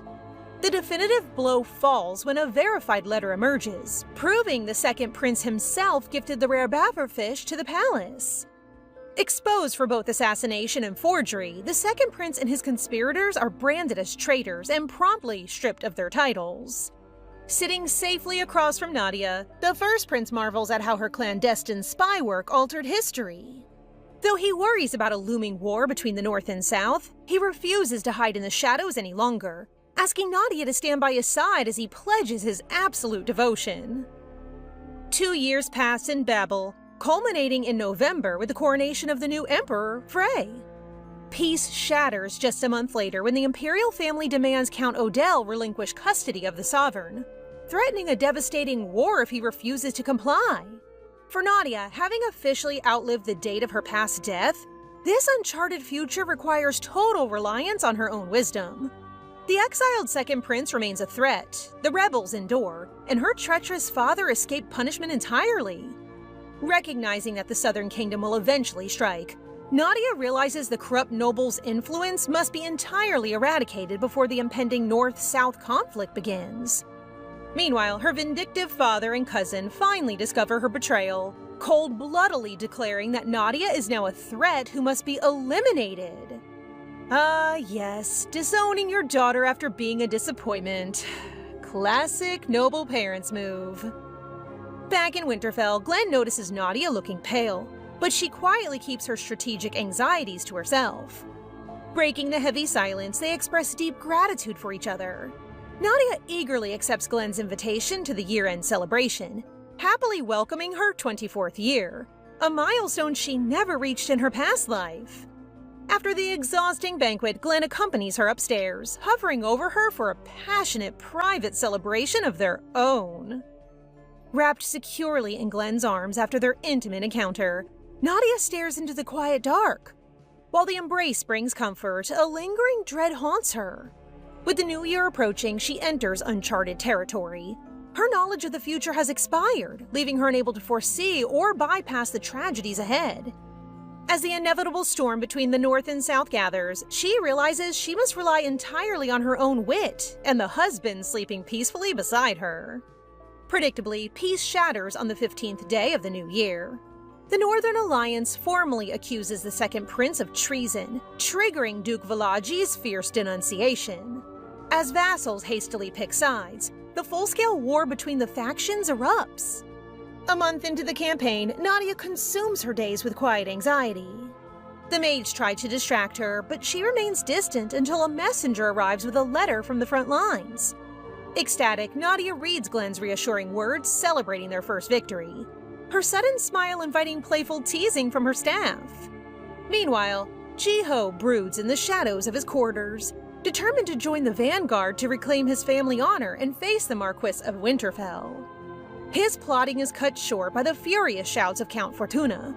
The Count storms in, fiercely blaming Jiho's flawed strategy for their recent military defeat. Stunned, Jiho realizes Nadia must be the culprit. She knows his mind too well and has undoubtedly leaked his tactics to the enemy. When Jiho volunteers for the front lines to correct the mistake, the Count harshly orders him to stay behind, effectively barring him from family affairs.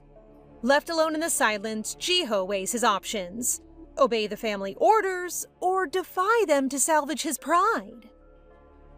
Glenn immerses himself in deep tactical discussions with his aide to map out their next offensive strategy. Count Fortuna has officially fallen in combat, pushing the enemy's casualties far beyond their own and securing a triumphant third victory for the North. Recognizing the political leverage, Glenn strictly orders the Count's body secured until the enemy formally requests its return. Glenn grows highly suspicious when a deep-cover spy reveals an obscure noble has succeeded the fallen Count Fortuna, sensing a strategic southern trap. His grim analysis is interrupted by a letter from Nadia, which instantly lifts his spirits. Brushing off his subordinate's teasing, Glenn eagerly demands stationery. To him, writing back is a vital necessity to protect his wife from any desperate manipulation by Jiho.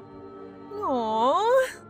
Meanwhile, a severe crisis erupts at the rear of the Northern Alliance. Southern forces infiltrate a vulnerable, undermanned perimeter, threatening to overwhelm the local garrison. Nadia intercepts the desperate plea for aid, learning that Sir Giskar faces total encirclement, and Duke Valagi's fleet has completely blocked the upper waters. Upon hearing the unfamiliar name of the new southern commander, Nadia realizes she can no longer predict the enemy's moves based on her ex-husband's old habits. Trapped in a corner with supplies rapidly depleting, she refuses to back down and boldly prepares a high-stakes counter-strategy to rescue the stranded army. Midnight approaches as the ship prepares to dock, but the dark is suddenly shattered when the entire port is set ablaze. As enemy soldiers emerge from the blinding smoke, the horrific truth becomes clear. It is an ambush. Sir Adrian fights desperately to protect the Marchioness, trying to clear a single path to a horse so she can escape to safety. It is a solid plan, but the enemy anticipates the move. A sudden sword strike catches Adrian off guard, and Nadia is violently snatched away. For an elite knight, Adrian really needs to work on his escort missions. On the long journey to her imprisonment, Nadia is deeply confused by her captors. Instead of the harsh treatment typical for a prisoner of war, they handle her with surprising gentleness, leading her to assume her status as a duke's daughter is granting her a bizarre amount of privilege. This surreal hospitality continues when she arrives at Tenier Castle, where a polite entourage of maidservants escorts her to her quarters. The illusion of a luxury vacation shatters the moment she enters the room. The heavy doors are instantly locked from the outside. While the windows remain wide open, a quick glance reveals the ground is dangerously far below, far too high for a classic bedsheet rope escape. Back at the front lines, the devastating news pushes Glenn to the brink of fury. He curses his own complacency, realizing his string of easy victories made him blind to the dangers surrounding his wife. While he knows the South historically favors political negotiations over executing high-value hostages, the fact that they haven't issued any demands yet makes him deeply uneasy. Certain they are plotting a larger trap, Glenn commands his messengers to ride for Tenier Castle immediately, demanding a negotiation to secure Nadia's safety at any cost. And that's it for today, guys. What did you think? As always, don't forget to like the video and comment for the next part so we know you want more. Remember to subscribe and turn on notifications for updates. See you in the next one!